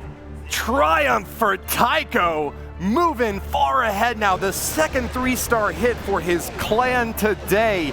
Top of Japan is looking dominant now against Nova Maldo. Only 2 attacks left for them to try to salvage victory in this decisive war for the playoffs. Yeah, you can see the Warden ability actually protected the hogs that went over the Town Hall, which was key because they probably would have died if they didn't even have enough health. But the next attacker for Nova is L Period. He got the triple the last attack, but he did also start the day at a 1-star. So is it potentially going to get a 2-star, get everything so far? But no, he wants the 3. Well, I gotta say, L Period's got a great chance at making the 3 happen. And remember, Wei 3-starred in both of his previous attacks. So we could still very well see a 12-12 draw here between Nova and Top of Japan. Oh man, you can see here he drops that freeze on the whip. Oh, he wall break failed. Oh no, unfortunate, because he wanted to get the queen to charge into grabbing that multi and then jumping to get access to the enemy queen, and the eagle has to drop the jump. Nice recovery right here, but he doesn't have access to the eagle. He's gonna take down that sweeper, the queen, the air defense there, but that eagle though, oh, there's a bunch of archers, drops the poison, has the burnt queen ability early. This is gonna be very difficult to get through. He's still got 4 E-Dragons. They're going to be responsible for probably taking out this Town Hall, and then that Stone Slammer still alive. Applause from the Top of Japan clanmates as they celebrate Ryu's defensive win early on. Still looks like this Town Hall is in a lot of trouble as the Electro Dragons start to close in on it. But I think that the 3-star is going to be very difficult to pull off here. That Eagle Artillery surviving in the center of the base is going to be a massive hurdle for L Period to have to go over. Yeah, you see that jump that's on the outside. He wanted to cover the other wall to give him access to that Eagle and wait once the Eagle went down. Would have then dropped the E-Drags, but he did take the Town Hall down, so very nice. Drops the Stone Slammer, no more spells, has 4 balloons, might try to snipe that Tesla over by the Dark Storage over at 4. The balloons are moving through, not going towards that multi, but that Eagle staying up was huge for a defense because it's just firing down on these troops. The Queen's gonna go down to both these Expos, and it's just gonna be percent at this point. L Period coming in from the skies, finds that high 70% hit, but Nova is now pretty much going to be shut out of this war. Top of Japan with a 2-star lead against them, and still an attack left to try to get up to 13 possibly. Yeah, can we see the first 13 of the day here? I mean, we've seen 12, we've seen 10, we've seen 9, probably 11, but not 13. 83% 2-star. Gonna get it right there. Healers are gonna get targeted, but once the archers take that building down at 84%, that's going to wrap up the attack right there for L Period of Nova. And this is just a really impressive performance once again from Top of Japan, who won their first war by a star, won their second war by a star, improving upon their score from the first war, and now in their third war are shaping up to win by potentially 2 or even 3 stars. Yeah, it's very unlikely. Who knows if they can even get higher than that, but 13 is pretty crazy. That's 3 triples, and all these bases have to get hit fresh, which means they get hit on the first try. And now we're taking a look at Group A with Top of Japan leading at 31, 87.6, followed by Nova, then Queen Walkers and Kings will be playing next. You can definitely expect for the Queen Walkers to be able to put at least another 10 stars on the board. So with the 22 they've already got, you would believe that they should be able to reach 32. For Nova now, their very last attack in this war, they're sitting quite strong with 21 stars, but they need to get another 11-star hit if they want to stay competitive with the Queen Walkers. In order to do that, Ayase needs to triple. Yeah, so for Top of Japan coming in here on LMF of Nova, we're going to see a Queen charge into the Gata. We see a P.E.K.K.A smash with the King going up top towards 12 o'clock. Queen over here, we've been seeing kind of the same attack strategy on this base. I mean, this base might be just screaming a P.E.K.K.A smash. We have the Wizard over at 3 o'clock. The Queen is going to move her way up after she picks off this air defense. And then you're going to see the P.E.K.K.A boulders, Grand Warden as well. Do we have a balloon? We have 10 balloons as well. Let's see where we're going to drop them. I did mix up my clans earlier on. Nova this way actually needs to get the 3-star in order to get up to that 32-star mark. But nevertheless, Top of Japan is looking quite strong here, and with another opportunity to seal the deal. Ayase is known as a 3-star expert. He's actually the youngest member of his team on Top of Japan, a YouTuber who loves to make heavy balloon attacks, and he's making some good use of them in this hit here. Yeah, you can see the Pekka's bowlers moving their way through. Still has the Stone Slammer, still has 7 balloons. Probably might, let's see if we're going to drop it up top to help clear that top section. Going to have to drop the minions as well for cleanup. The Lava Hound did pop. Queen is still in the core, can take advantage of that jump spell and use her ability, but he decides to send the Stone Slammer from down south to take out the Expos. There's the cannons down there, and then move their way to the multi, but the Queen maybe can reach that air defense up there. Yeah, the bulk of this attack is already kind of shriveled out, but the Queen Walk is still going strong, charging into the center of the base there. A Stone Slammer, probably the second most important troop that Ayase is using to try to flatten the rest of this base. He's facing down an air defense up top that he might be able to take out. Oh no, I think Balloon's going to go down first, but still has a great chance at a 3-star here. But we have the 8 balloons that are inside this Stone Slammer. It's probably going to be enough to overwhelm that air defense though. With that haste spell, 2 more balloons, I think he's going to save them for a cleanup. No need to drop them here because they're just going to all group up. So there it is. There's the haste spell. Get ready for it and then wait for the balloons probably down south with the Grand Warden. And then if we drop where these balloons are going to go, yep, there's one down there. The second one probably a little left in the Dark Drill unless the Queen goes for it. And they're clapping. And there it is, a 3-star. Is that 13 we see on the board? It is, CarbonFin, the heaviest hit all day, and one of the strongest performances that we've seen in all of the Clash of Clans World Championship qualifiers. June has been a hot, hot month, and Ayase has proven once again that his team deserves a spot in the playoffs. Indeed, you can see they're cheering right there for the 3-star. Here's the replay of the attack. Pops that Warden Billy nice and early. I believe he actually also protected a healer through that charge, but that Lava Hound is going to get picked off by the Queen, and she continues through, following the jump, and just uses the Stone Slammer on the back end, which a lot of you guys take a look at home and try and have seized because it is very strong. Well, the last attack in this war comes from someone who might be the MVP overall for today. Wei, the secret agent from Nova Maldo, the 3-star master, the Queen Walk La Lune expert, has got one more chance to keep his clan in contention for playoffs. Can he get the 3-star, CarbonFin? Woody, it's going to be so close. Let's take a look. The Queen is going to have 5 healers on her as he's going to charge her into the base behind the wall wrecker. Going to try to get access to the multi, the air defense. Let's see where the enemy Queen is. It's pretty far from the Eagle. Let's see. Oh, well, actually, if he has the jump and that Earthquake right there, I think he's going to try to loop the Queen up and to the right and let the balloons and the Warden fly over the Town Hall and try to do that. That's my guess. Let's see how comes a Lava Hound and Archers. Well, I'm waiting to see if he drops that jump spell between the Grand Warden platform and the Expo to loop her to the right. Ice Golem freezes all of the defensive troops here. Haven't seen the poison drop just yet, though. Maybe he's expecting to get to use it on the skeletons. Yes, he is. Uh-oh, I think he missed those archers with the poison spell, but... Might. Yeah, you can see they're not in the poison. They were frozen, but they now stepped into it. He's going to take care of it. Doesn't have too much points. Still has 3 rage spells, which he plans on probably using for all of this Queen charge through the base. There's the jump right there between the Grand Warden platform and the Expo, because he does have the Earthquake, which means it has to be used over the Town Hall for the value.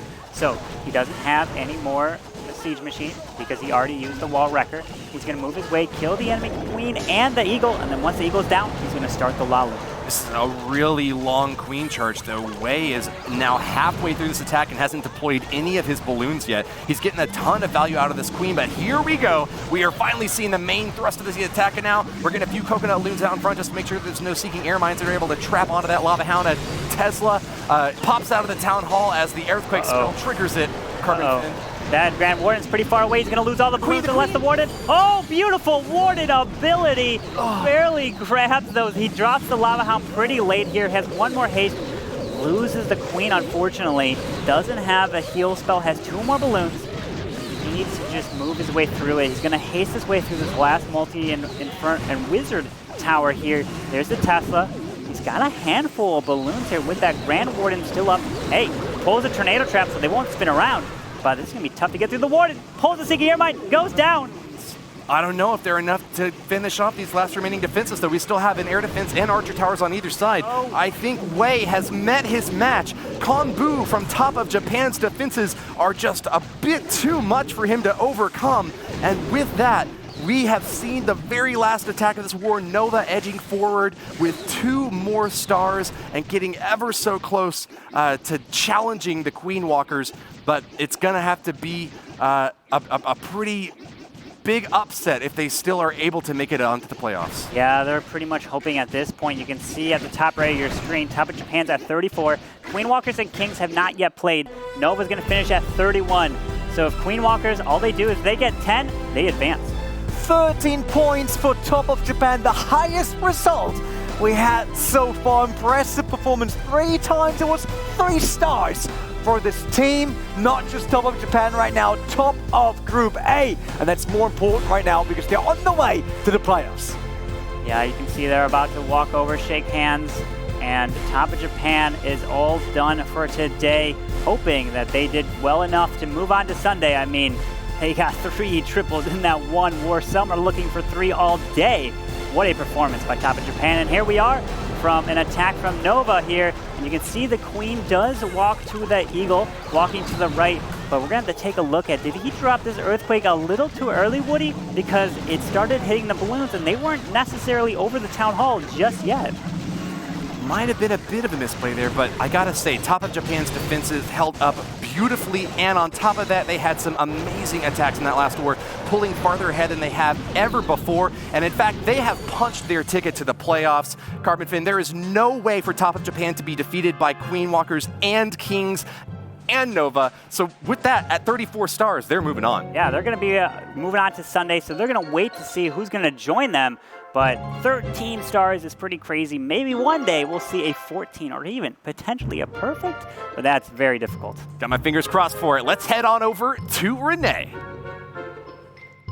Thanks, Woody, and they say 13 is an unlucky number. Definitely not over here with Ayase from top of Japan. Just came to the top of the leaderboard, it seems, 3 times, 3 stars for you in that attack. And it's a simple question. Did you like the basis? Did you have the right breakfast? What made this possible to score 13 stars?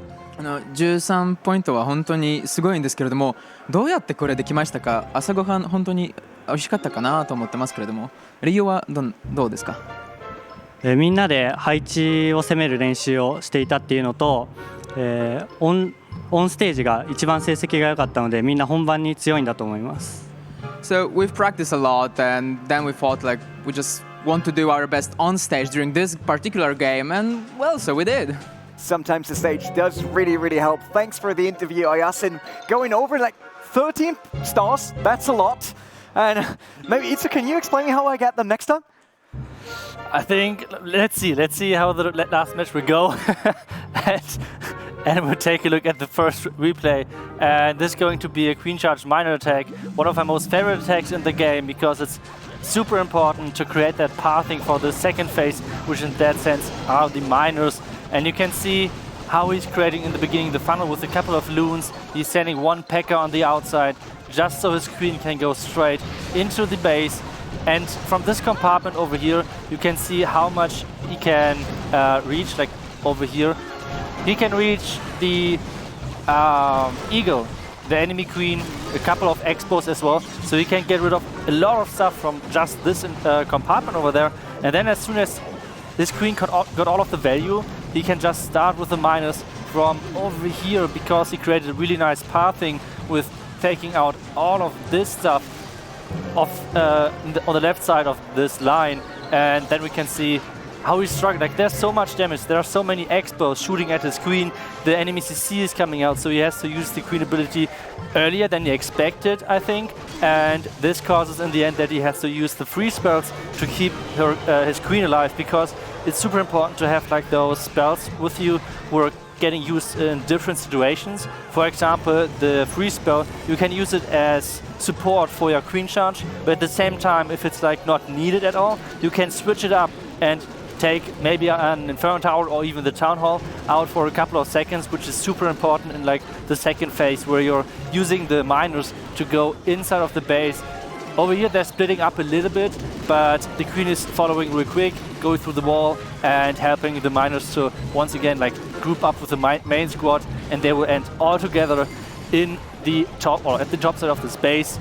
It got really close in the end, but he managed to get the 3-star, and let's see who will be the second team along top of Japan who will make it to the playoffs. Fangs, it's definitely not that close in the end with like 3 triples, but that match is out of the way. That means we're moving on because there's a team that's waiting to finally get the shots. The Queen Walkers, we see them on the schedule. They had the first match here on stage, and they get the last one because obviously now they're trailing by 9 stars just because they're 1 match down. Yep, and Queen Walkers are going to have a really good chance. Just have to get that 2-star hit rate to advance to Sunday. But we're going to see Kings are going to have to pull something out of the hat. That's right. Kings would need to beat the Queen Walkers and get at least 12 stars just to tie up with Nova Maldo. A very big hurdle to cross, seeing as they only got 9 stars in their first war. It's an uphill battle, Rene. Definitely, it is the uphill battle, and we'll see how the Queen Walkers or the Kings doing with that. Before diving into the match, let's have a closer look at the Queen Walkers.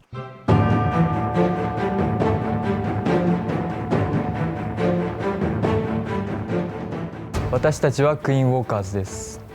エレン、スタドラ、ガク、アース、ユータ。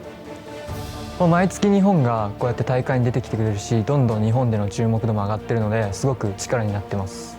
日本の方からの応援がたくさんいただけるのは僕たちにとってすごい力になりますし、もうかなり注目度も上がってると思うので頑張れるっていう活力になります。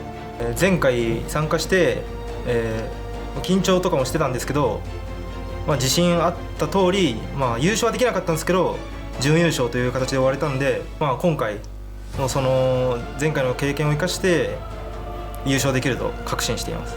チームとしての夢はポーランドだけじゃなくてドイツで優勝することです。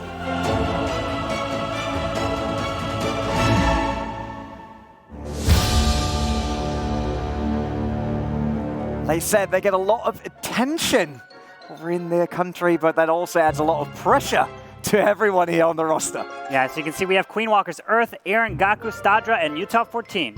And the Brazilian Barbarians, the Kings, have brought Silvio, Franz, Heihi, Dururu, and Vitor Almeida.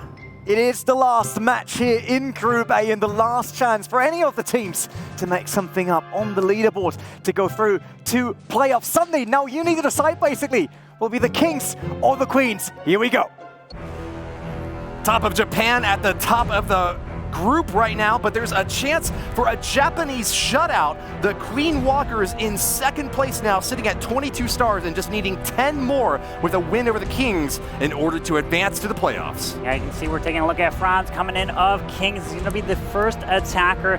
They have to risk everything on every attack and go for the triple to have a shot at advancing to Sunday. Now, the Queen Walkers aren't the only team with compatriots from the same country. The Brazilians in the Kings are also teamed up with INTZ, a clan that we're going to see in Group B tomorrow. So they've had a lot of experience practicing with a lot of different battle strategies, a lot of different players giving them feedback and insight on how to improve. And this is now their last and vital chance to make it to the playoffs. They need 12 stars to do it, CarbonFin. They need a lot here, and they got the P.E.K.K.A, 6 P.E.K.K.As in this attack, which is the P.E.K.K.A Bobat, which is P.E.K.K.A's bowlers and the bats. Probably going to see the bats move as a wave. Usually that one ice golem in the composition is going to distract some wizard tower on the outside. It's all going to be a reactional basis at this point. I see a bunch of wizard towers all over the place on the edges, so I can't really predict where he's going to drop it just yet. He's going to have to react. There it is. The wall record does pop. Going to have no jump spell, so he's going to rely on the P.E.K.K.As to beat through the wall. Pops that ward ability. The Queen is actually going to pull them closer to the core, so he's going to use that to his advantage. We saw 2-star hits across the board from the Kings in their second war, and it was just a single 1-star hit from Dududu in their very first war that left them with a 1-star deficit relative to their opponents. But striking hard now, France is in the core of this base, has got 2 stars, and is working to try to get a third. Unfortunately, that Eagle artillery on the very back side and multi-target Infernos spread out beautifully is giving him a bit of a difficult task to overcome here. Yeah, you can see this multi-target Infernos hitting the bats, has to drop the freeze on the top side, but that multi-Inferno never went down. I think he lost those healers very early in the raid, so he had no chance of getting through here. That's the Queen ability. Has one more freeze at this point, gonna probably drop it on the Archer Tower to protect those balloons, but they're gonna go down really quickly. Can't even really get much value at this point. Drops it up there. He's at a 67% 2-star. I mean, they have to risk everything for 3 stars at this point because they know they are down and they have to make the comeback.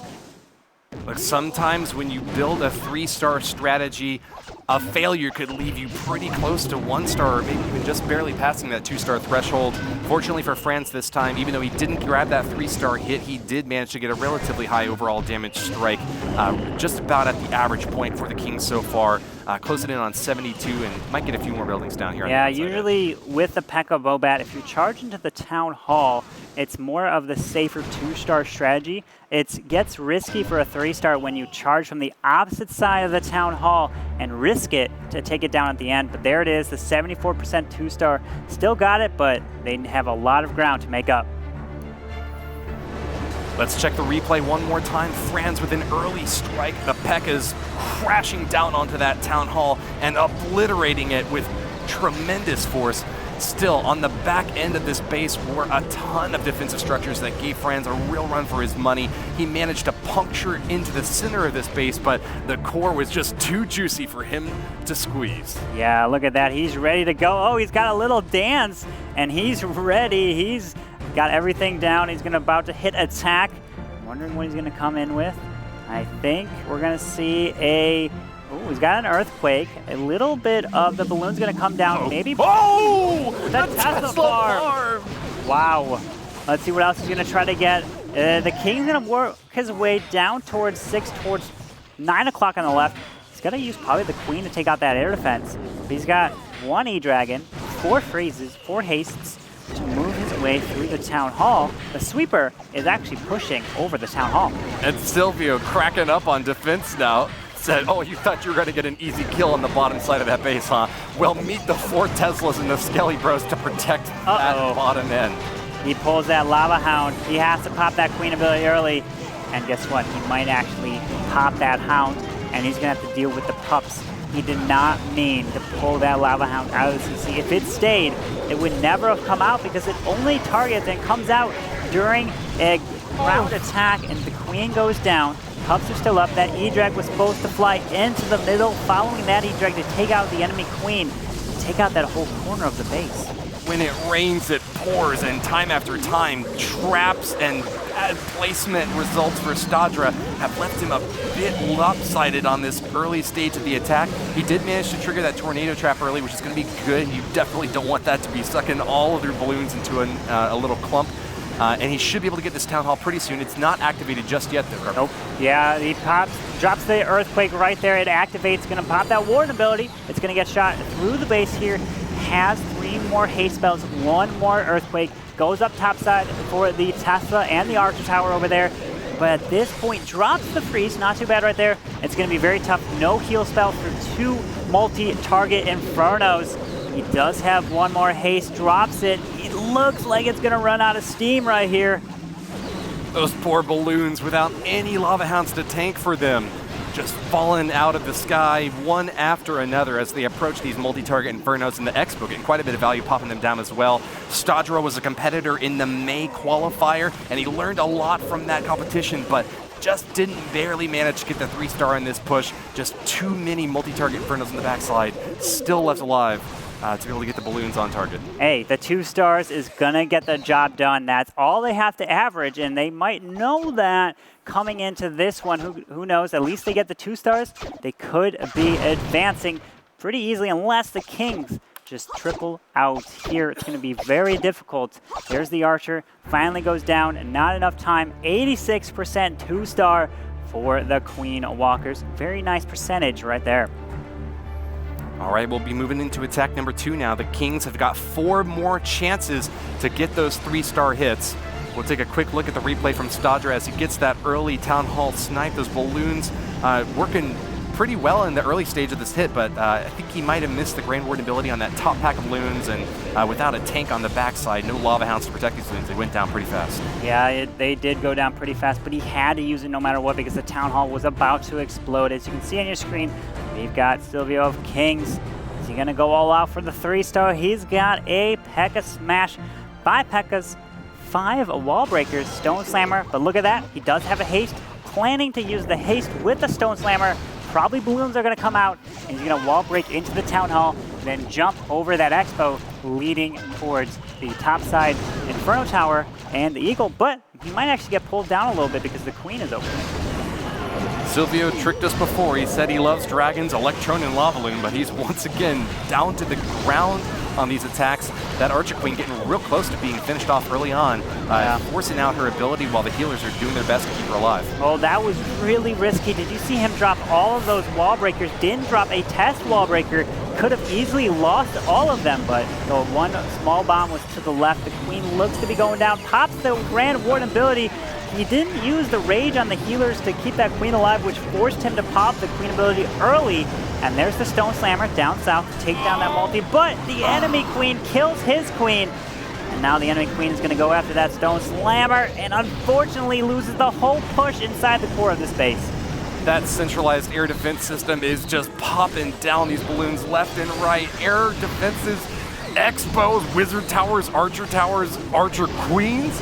It seems like Gaku's got this attack read way far in advance. Now still there's a big ground-based attack from Sylvia up top. A few more P.E.K.K.As survived the early stages of this hit and are going to get a lot of additional damage off.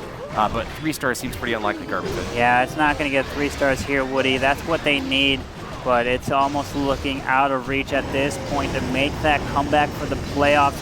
They have the 3-star out to probably give them the slightest of chances here at this point.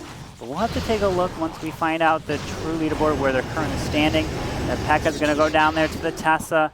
What does he have left? Down goes that final Inferno Tower, but hey, they're never going to give up. They're going to try to get as much percent as they can. If they end up tying it, it does come down to percent. Still, got a 76% 2-star at least. Silvio from the Kings swooping in with another aerial hit from those balloons, backing up the P.E.K.K.A smash, but the bowlers and P.E.K.K.As looping around the top side didn't support that internal strike. We got a really high percentage hit from Silvio, and take another look at the early setup for this attack. That Grand Warden ability protecting a lot of bowlers as they move into the center, but just a ton of splash damage dished out from those enemy bowlers, and multi-target Infernos made it too difficult to get all 3. Yeah, if you guys are watching this for the first time, trying to learn why the P.E.K.K.As and bowlers went on the outside, it's called funneling. You have to set that funnel early, otherwise everything will walk and won't go where you want. But now we're going to take a look at Gaku of Queen Walkers. Now, can he set the funnel? We do have 2 Skellies, which are also now armored. That means it takes 2 shots to kill 1 individual Skelly. And what do we have? The Queen down south, followed by the Ice Golem. The 5 wall breakers will probably break this inner wall, but hey, if he drops too many wall breakers, it's going to go to the next layer, touch that wall, and activate the Town Hall. So be careful. Watch out if he drops too many here. He drops 4. Keep an eye out for these wall breakers. They might activate the Town Hall. 1 still left. And he's going. He did activate it. He didn't want that to happen. Uh-oh. You see, now he's going to take down the Skellies right there, but that Queen took quite a bit of damage from the Town Hall, but should still be able to get it and get this whole section down. Still has some Skellies. Nice Ice Golem freezes up the Town Hall and gives that Archer Queen just plenty of clearance to finish off that Town Hall, but unfortunately she's matched up against the enemy Archer Queen now. She's going to have a bit of difficulty. Oh, he wasn't watching. Yikes, yeah, didn't get it there, CarbonFin. Yeah, unfortunately doesn't pop Queen ability. He wanted the Queen to go down to that air defense. Unfortunately. I think he might have popped it on the Town Hall earlier. Well, no, he might have actually had to do that. The Queen went down, you're right. But that Lava Hound, look at that, all by itself down on the air defense. And he's gonna fly his way towards that multi. The Queen is still up, the Dragon is still up. He's gonna have to drop the Skellies on the Queen, but is looking tough. Oh, a twisty tornado trap right in the center of the base there. Gaku running into trouble after trouble. That defensive Archer Queen still alive, though. I think it's going to be the biggest difficulty for him to overcome. Nevertheless, he does have those skeleton spells to take her out, but they're just kind of trapped in the center of the base now. Those walls going to prevent them from getting very far. He hasn't taken out the Eagle Artillery, and I think that that might have been the key mistake here. Still has a lot of troops left to try to go for the cleanup, but Eagle Artillery raining down hellfire across this entire front, finally being finished off a bit too late. Yeah, it gets taken down right there. You got some minions up top. The multi should take down the skellies, no problem. Got a minion there. Oh, it's going to get picked off by the Archer Tower. Has an 85% 2-star. Hey, 2 stars is going to help advance them to the playoffs, and that will be on Sunday. Drop some more balloons to try to get as much percentage as possible, but it looks like the minions up top will get picked off, and then Archer does as well. Hey, finishes with an 88% 2-star. Still a great attack. Hard to expect much more than that. Gaku actually did manage to get that 3-star hit in the very first war, but just like you said, as long as they're able to keep up 2 stars from each attack, they will be able to reach the top 2 at least, just sitting right behind top of Japan and make their way to the playoffs. Yeah, you saw that scoreboard that was coming up. They are so close at advancing. They just got to get a couple more 2 stars. That's probably going to change their mindset on the attacks. Have to be very safe, because all they want to do, the goal of today, is to make it to Sunday to have a shot.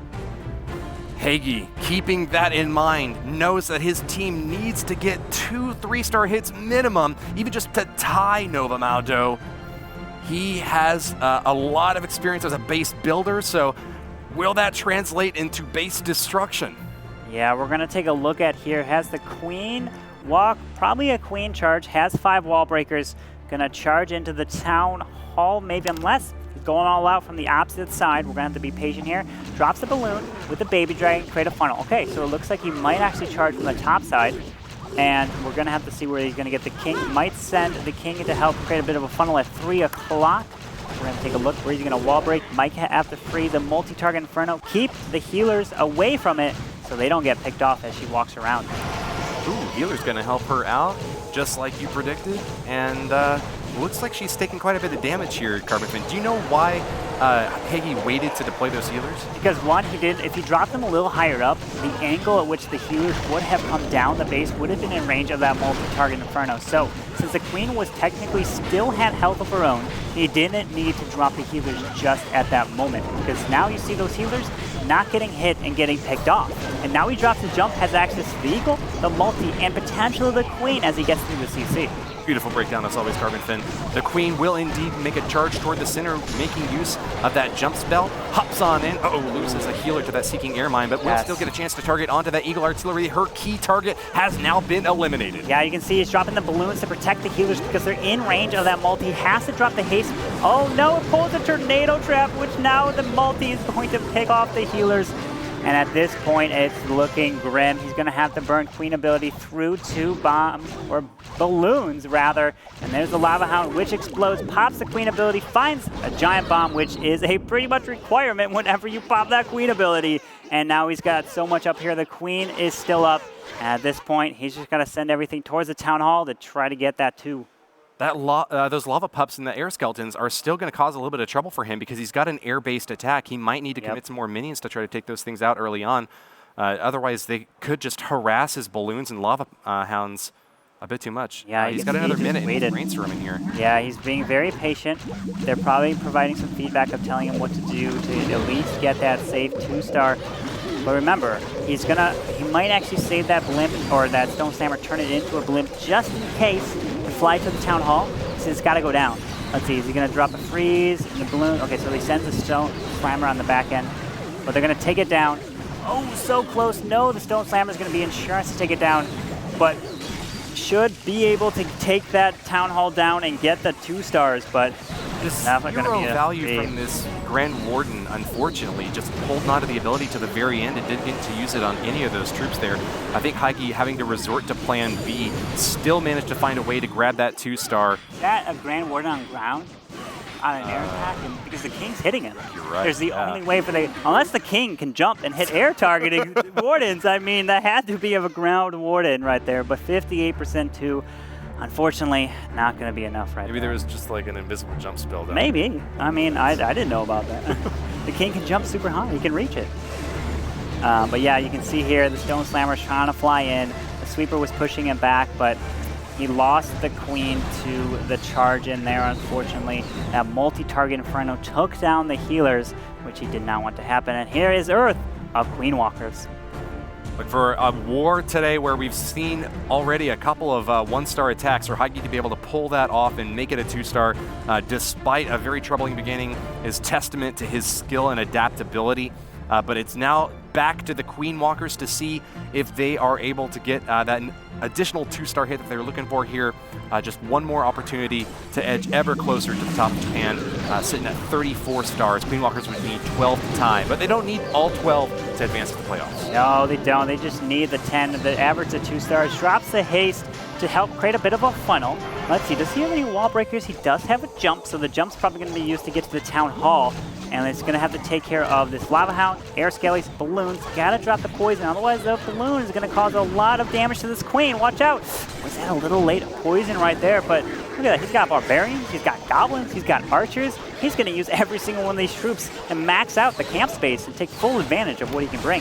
And 3 of those recently upgraded level 6 rage spells as well. Super useful for dishing out massive damage once you get into the core of the base. We're even using them on the healers to keep your Archer Queen alive. She encounters a bit of trouble along her nice and leisurely walkout here. She hasn't used her ability yet, so she does have a little bit more flexibility in staying up against this Barbarian King, but didn't need to use it that time either. Yeah, there's the jump. I was wondering, since he created a very nice funnel, maybe to even use the P.E.K.K.A.s to break through themselves, but since that queen reached over the wall, took it down, the P.E.K.K.A.s would have had to waste a lot of time to get through.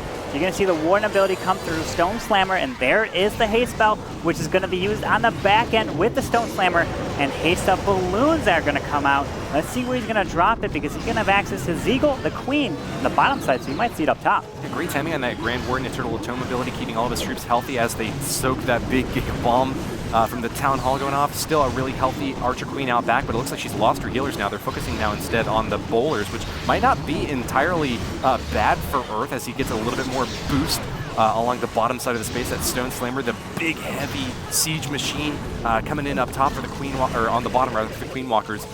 He still has to loop around this entire base, kind of a backward C if he wants to get the 3-star, and only has a minute left to do it. I mean, he still has the Stone Slammer about just less than half health here. He's got a lot of bowlers. Remember, if the Stone Slammer touches or drops one drop on any defense that's touching a wall, it will open it. Now, this mortar is actually far away, but if it gets a drop on this bomb tower, it's going to open up that multi-target Inferno section for everything. So there it is. It opens it up. Probably balloons. Haste spell. Yep, there it is. Do we have any more spells for the balloons? No, he takes down the multi, which is pretty good there. Bowlers are going to work their way inside the space, followed by the Queen, but the Queen still has her ability, but that multi-Inferno is the only thing that is not reachable from the outside, unless she wraps all the way around, maybe.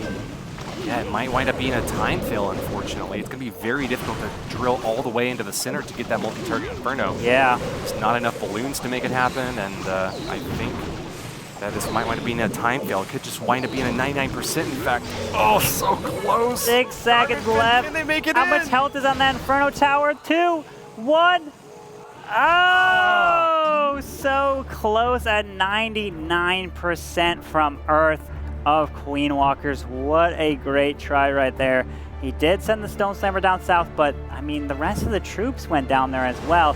Would have been better to drop it up top where they did not go, but hey, either way, still a super close attack. Just needed a few more, even probably 2 more seconds in the raid to take it. But there it is. Very nice try. And the next up, we've got Kings coming in. They're going to have to do pretty well to get these 3 stars. Vitor Almeida starting the last line of assault for the Kings. Remember, they need to get 12 from this war in order to have even a chance at qualification. They've already made 3 of their attacks, and so they would need to put another 6 up on the board with 2 more 3 stars. This is the final countdown for the Kings. Can they show us some strong scenes after all? Yeah, you can see the Queen's down south at 6. Where's this Town Hall? Yep, he's going all out for the 3. He's charging from the opposite side. Gonna have some wall breakers, does have a jump spell. Gonna probably wall break right in this next section where the Queen's gonna path and then jump towards the Queen and the Eagle, using the King to be a funnel. But let's see, drops the wall breaker as the test wall breaker, drops another one needs the 3 wall breakers to break through the wall. He does. Queen needs a rage to get through it. There it is. Pulls a ground skelly. King still has his ability. Moving his way through.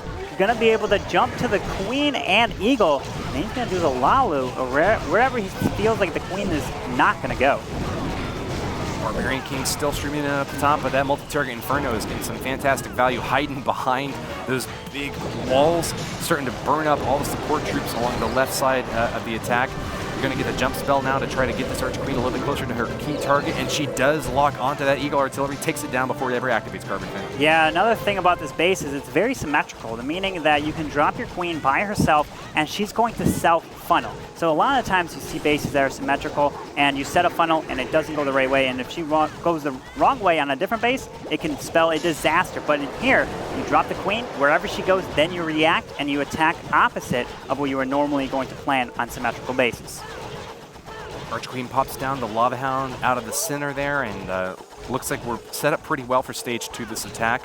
Victor Almeida might have expected that Archer Queen to kind of loop in closer to the center and finish off at least one of those Inferno towers, but looks like she's going to go along the bottom compartment before making her way downtown. Yeah, so the queen, since she's going down south, setting the balloons and the Lava Hound on the opposite side, and now the Stone Slammer's coming up top, 46%. Close to the 51, and once that hits 51, Town Hall is going to activate. There it is. He's going to have to drop the freeze probably over it. There's the freeze spell, and then watch out for the Grand Warden ability. So close again, spun around. Can he take it down? Oh, Victor Almeida is seeking clearance, but negative. The pattern is full. Those poor balloons getting dragged into the center of that tornado trap and just denied access to the backside of that compartment. Nevertheless, there are still quite a few left of them, and they're trying to creep into the center to get that crucial shot against this Inferno tower. Do you think they'll get a CarbonFin? Oh, they might get the Inferno, but there's just too much DPS on these balloons. The Archer Tower, the air defense, the Expos. The Grand Warden is tanking right now. Should be able to take the Archer Tower down with its improved DPS to take that. But, I mean, the minions are going to be locked up on the King here. Archers are going to get some more percent. But they needed the 3. That 2 is going to be too short right there.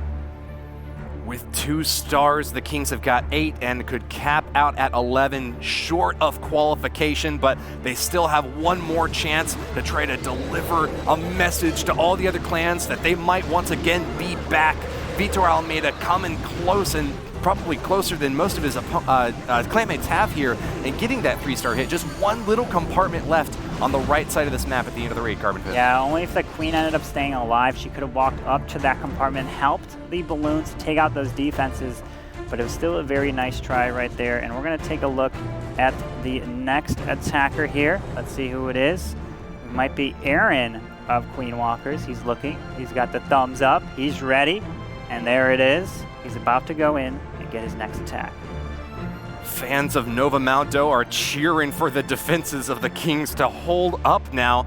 Nova sitting there with 31 stars would only be competitive against the Queen Walkers if the Queen Walkers just get 9 stars from this war. Not looking likely. They're on pace right now to reach 10. Look at this. We do see a blimp. Was this one of the rare blimp sightings that we have? It did receive an HP buff in the latest update, so it can make it deeper into the base than it used to be. But the Valkyries take out that Archer Tower to help create a bit of a funnel. Finds a Tesla farm right there. But let's see what he's going to do. How is he going to react? Drops the King towards the south side. And let's see. He's going to have the sweepers that are actually covering the Queen. He's going to have to fly over and try to either get her down, but it's going to be interesting to see where he uses this. He's now spent 4 balloons and a giant just to take out 1 Tesla on the bottom left side of this base. Aaron CPB running into a bit of early trouble here, as he didn't expect to have to go up against that little mini Tesla farm in the bottom section.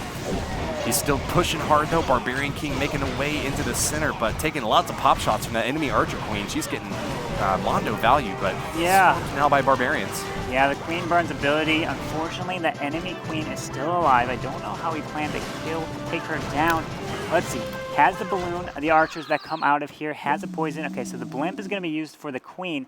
Are we going to see a dragon or something inside this blimp? There's a rage. That's my only guess. Okay, there's an E-Drag. Decides not to take a clone spell, which is what you usually tend to see, but Z-Drag felt like he could get the value down without using and investing in a clone. Well, a Rage spell sure helped him out a bunch. Took out the enemy Archer Queen and opened up that bottom compartment. Still has an Inferno Tower to deal with. Unfortunately there, Aaron CPB going to use the freeze spell. Actually, that might be enough to get that balloon clump into that compartment. Finishes off the Inferno and the Expo now. But look, he also took that Eagle down when he made that charge with the E-Drag, meaning the balloons can fly in slowly and patiently. They won't get hit by any Eagle shots. He's at 48%. Town Hall activates. That's a lot of balloons right there with a heal and 3 hastes. This might be enough. I mean, this is a balloon parade coming through and wrecking at Town Hall 12. A beautiful balloon parade supported by plenty of haste spells, even with those Teslas on the backside. I think that they ought to be able to be enough to finish them off. Still quite a bit of firepower left from Aaron CPB and eliminating the last defense now. He's really happy, applauding and pumping his fists. What Looks like 3 attack. stars to me, Carbon. It is. There's about 40 seconds left. Plenty of minions and pups and plenty of balloons. And he's cheering, giving the thumbs up right there. You can see. And they are so happy. Remember, they only needed an average 2 stars. But he was like, you know what? I'll give you a 3. Way to go, Aaron CPB. That is the last nail in the coffin for the Kings. Queen Walkers are going to take the victory in this war, and it looks like all they need to do is put up another star to edge ahead of Nova Maldo and stamp their ticket to the playoffs. Yeah, you can see they're tied right there, but they have the percentage game, but they haven't used their last attack. That's the average percent destruction. So if it comes down to a tiebreaker, it's going to come whoever has the most percentage over the tiebreaker advances. And right now, it is really close, even with 1 less attack. I don't think there's any chance that Queen Walkers aren't going to put up at least another star on the board. But it is a good point to note that the ranking is super important. If the Queen Walkers do manage to get a 3-star and edge ahead of top of Japan with that percentage, that means that they would face the number 2 opponent from Group B, which could potentially help them a bit more in reaching the finals of the playoffs. Look at this. We see our first quad quake, 4 of them of the day. What are we going to see with a queen charge? So you were saying earlier, why not use the jump? Well, he's like, I can open up 10 tiles, so I'm going to use the earthquake here. Let's see how large of a radius this is going to open. Drops the earthquake. Look at that. Open up the whole section. The queen is just going to charge right into the base. Great early use of that Earthquake spell by Dudu ought to give him easy access to the Eagle Artillery, but can he get all the way there? This Archer Queen is going to start taking a lot of fire from these defending Archer Towers, Expo, Inferno Tower, and an Archer Queen of Stadra. Yeah, so since he used the Earthquakes means he's 2 less spell slots to use and take advantage of. He's got the Archer Tower, he's got 3 Expos, and 2 of them were on ground. He took 1 down. Gonna take the sweeper down, move into the multi, but gonna have the burn queen ability. I don't think he took advance or took care of the CC yet, so he's gonna have to do that as well. He's edging with this Archer Queen, getting real low in hit points, but still manages to keep her alive, and she'll cruise along the bottom side of the space now, but look out. We've got a CC clump coming at her, 2 balloons to back up this Lava Hound, but no match for that poison spell, and Archer Queen should be able to take him down without much trouble. We're gonna see a few minions on the back end to help out with these pups. Looks likely. Yeah, the poison's going to take down the balloon right there, no problem. And the balloons are coming up top, so that means he's going to have to drop the Warden probably later to the left side when he gets towards the Town Hall. Okay, so a little higher up. The Stone Slammer's moving his way through. He does not have a free spell. He has 1 more haste. He's moving through, and that Town Hall is all alone over there. Did his queen just die? I think she did. The healers are just sitting there. Too bad he can't move them, which could actually cause and be used as a distraction for these balloons. Oh no, he's going to lose all the balloons over the Town Hall. Can he take it down at least? There goes the Town Hall, and bye-bye to all the balloons. The loss of that 1 healer on the outside of the Lava Pups might have made the difference between the Queen staying alive and going down. Dudu now with that 2-star hit is creeping ever closer in overall damage toward what he's looking for, that 3-star, but it seems like it's still just as out of range. The Kings not able to find any 3-star hit that they needed in this last war to close in for contention in playoffs. Yeah, unfortunately they're going to fall short here. Not going to get a triple like you said.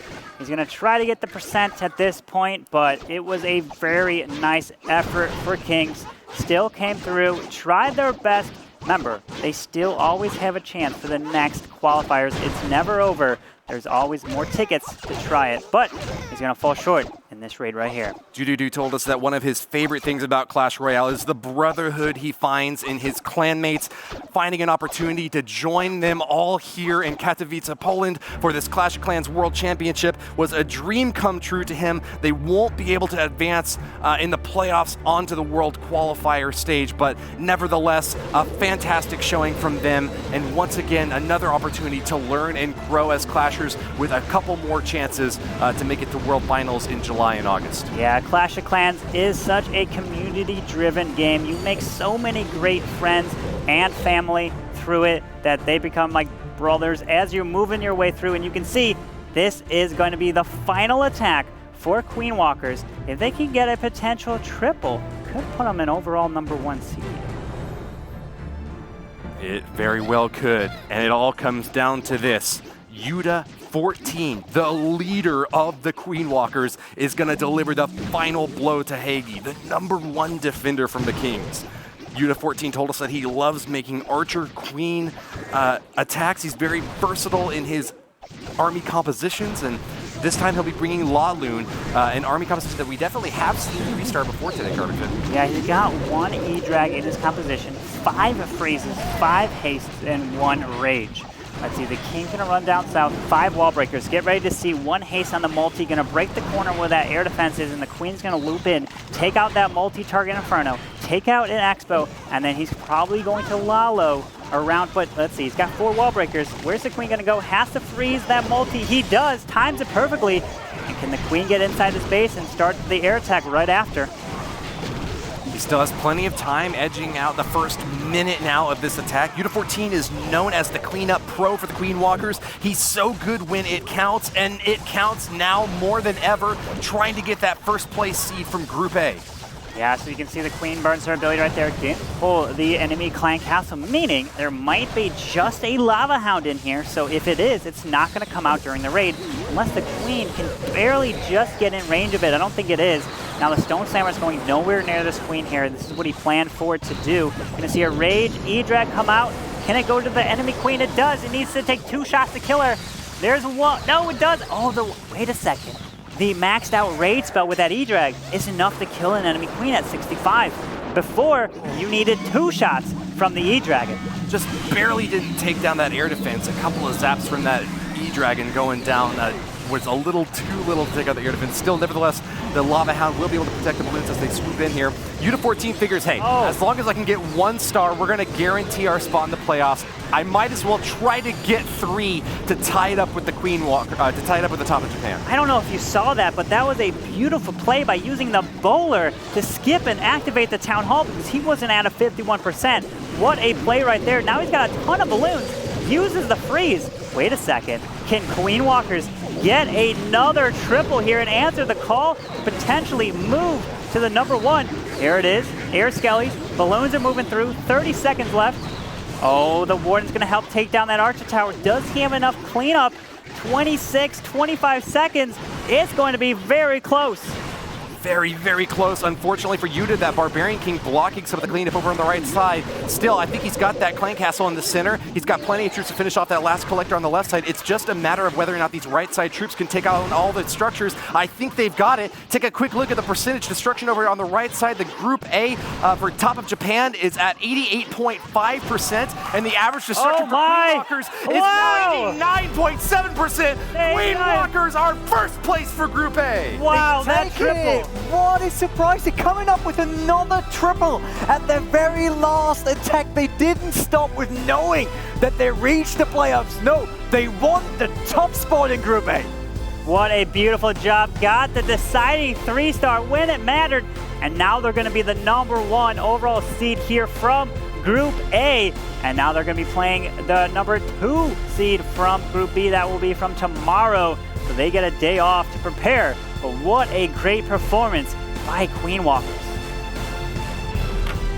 Japanese domination in day one of the Clash of Clans World Championship June Qualifier. The Queen Walkers and Top of Japan will be moving on. Queen Walkers just barely becoming the #1 seed by a destruction tiebreaker over Top of Japan. Although I do have to say, in their head-to-head matchup, Top of Japan was victorious over the Queen Walkers. It might make for a monster rematch in the playoff finals tomorrow, CarbonFin. Absolutely. You can see that was the last attack there coming through to push them over the edge at the #1 seed. It was such a beautiful job, and I loved seeing it come through.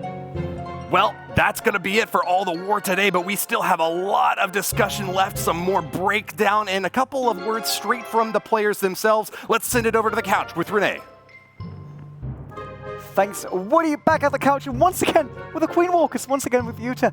You guys came off with, like, you ended it with the boom, basically. 2 3-stars to end the day. Was it really you pushing for #1 spot, so it's a bit easier maybe in the playoffs?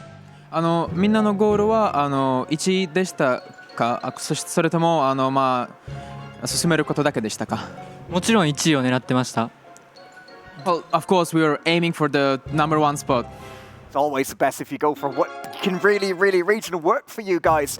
Very well. The question now is, with the day off tomorrow on Saturday, since it's Group B playing then, and Group A, the teams that are through waiting for the playoffs, will you relax a bit? Will it be practice 24/7, or what does your team need to go through right now? 明日暇なんですけれども、予定は何ですか？ゆっくり過ごすか、ずっと準備しますか？エレンさんがパスポートをなくしたのでそれを取りに行きます。Well, one of our players, Aaron, actually lost his passport, so we are going to go through the formalities tomorrow. Formalities for a passport. All right, I mean, at least you got that day off, so it could be worse than that.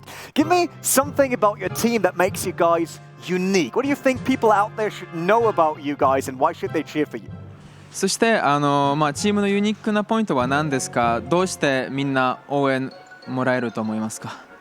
日本でも比較的有名な人だったり上手い人が集まってるし、みんな何でもできるし、有名な方だけじゃなくても、日本でも応援されるような存在で慣れてるかなと思います。Well, we've got plenty players that are really famous at home, and obviously, as you could have seen, we can do it all. We just name it, just name the strategy, we will do it. So, well, that's the point, and we get a lot of support from Japan, and we count on it further on as well. Getting the support, being versatile, all of that worked really well. Congratulations once again for reaching the playoffs. It's the Queen Walkers going through to Sunday alongside Top of Japan. With that, I go back to the guys at the desk. Thanks very much, Rene. We're back at the desk for a little bit more breakdown. What an incredible performance from all 4 clans, but Queen Walkers and Top of Japan were the breakaway favorites from the very beginning and sealed the deal to make it to the playoffs tomorrow. Yeah, you saw those final triples coming through, and they're the ones leading the charge in Group A. It's going to be very interesting to see what Group B is going to come in with tomorrow, but getting that #1 seed is critical for moving on and having your best chance at advancing on Sunday. Well, Group B has got some amazing clans as well, and I know that they've got their work cut out for them against Top of Japan and Queen Walkers in the playoffs. It's going to be really interesting to see if they wind up using the same strategies as today, or if they're going to break out and use more of those earthquake spells. Yeah, I would love to see some more of that, but you never know. Maybe some different metas might show up. That's good. All right, that's it with, I wouldn't say the whole entire day. It's obviously not the case. Let's have a look first at the schedule, and let's walk through some of the matches here. Queen Walkers Nova, that was the first one we saw. Queen Walkers won. Yep. Yeah, so Queen Walkers, they did win. They got the 12 stars right there, but you see Nova unfortunately falling short, getting the 10. But it was still, they're getting so many triples. I mean, that's why Queen Walkers are #1. Yeah, the best play today from Top of Japan, 13 stars in their last match. Seemed like they would be impossible to catch up to, but Queen Walkers have shown time and time again their consistency is key to victory. They only just barely beat Top of Japan in percentage there, as you can see on your screen, just a one little tiny percent, but that's enough when the stars are that aligned. Just a tiny percentage can mean the difference between first seed and second seed. Yeah, unfortunately, that is the end here on Friday for the Kings, and obviously for Nova, because they won't pass through to the playoffs Sunday. But as CarbonFin pointed out already, you can always try next month. But if you wonder, like all these pro teams, how did they actually come to Clash of Clans and how they become what they are right now? We've got a video about that.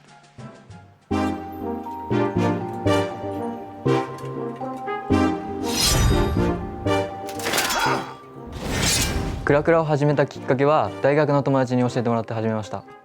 クラクラを始めたきっかけが日本のゲームとコラボした際に始めて、そこからハマりました。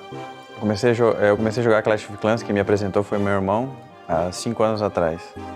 Eu sempre gostei de jogos online, joguei muito tempo outros jogos e Clash, quando eu mudei para o Japão, e eu consegui abaixar pro aplicativo de smartphone, né, que na época era o que me distraía, né, em tempo de serviço assim, e foi aí que eu comecei a jogar o Clash.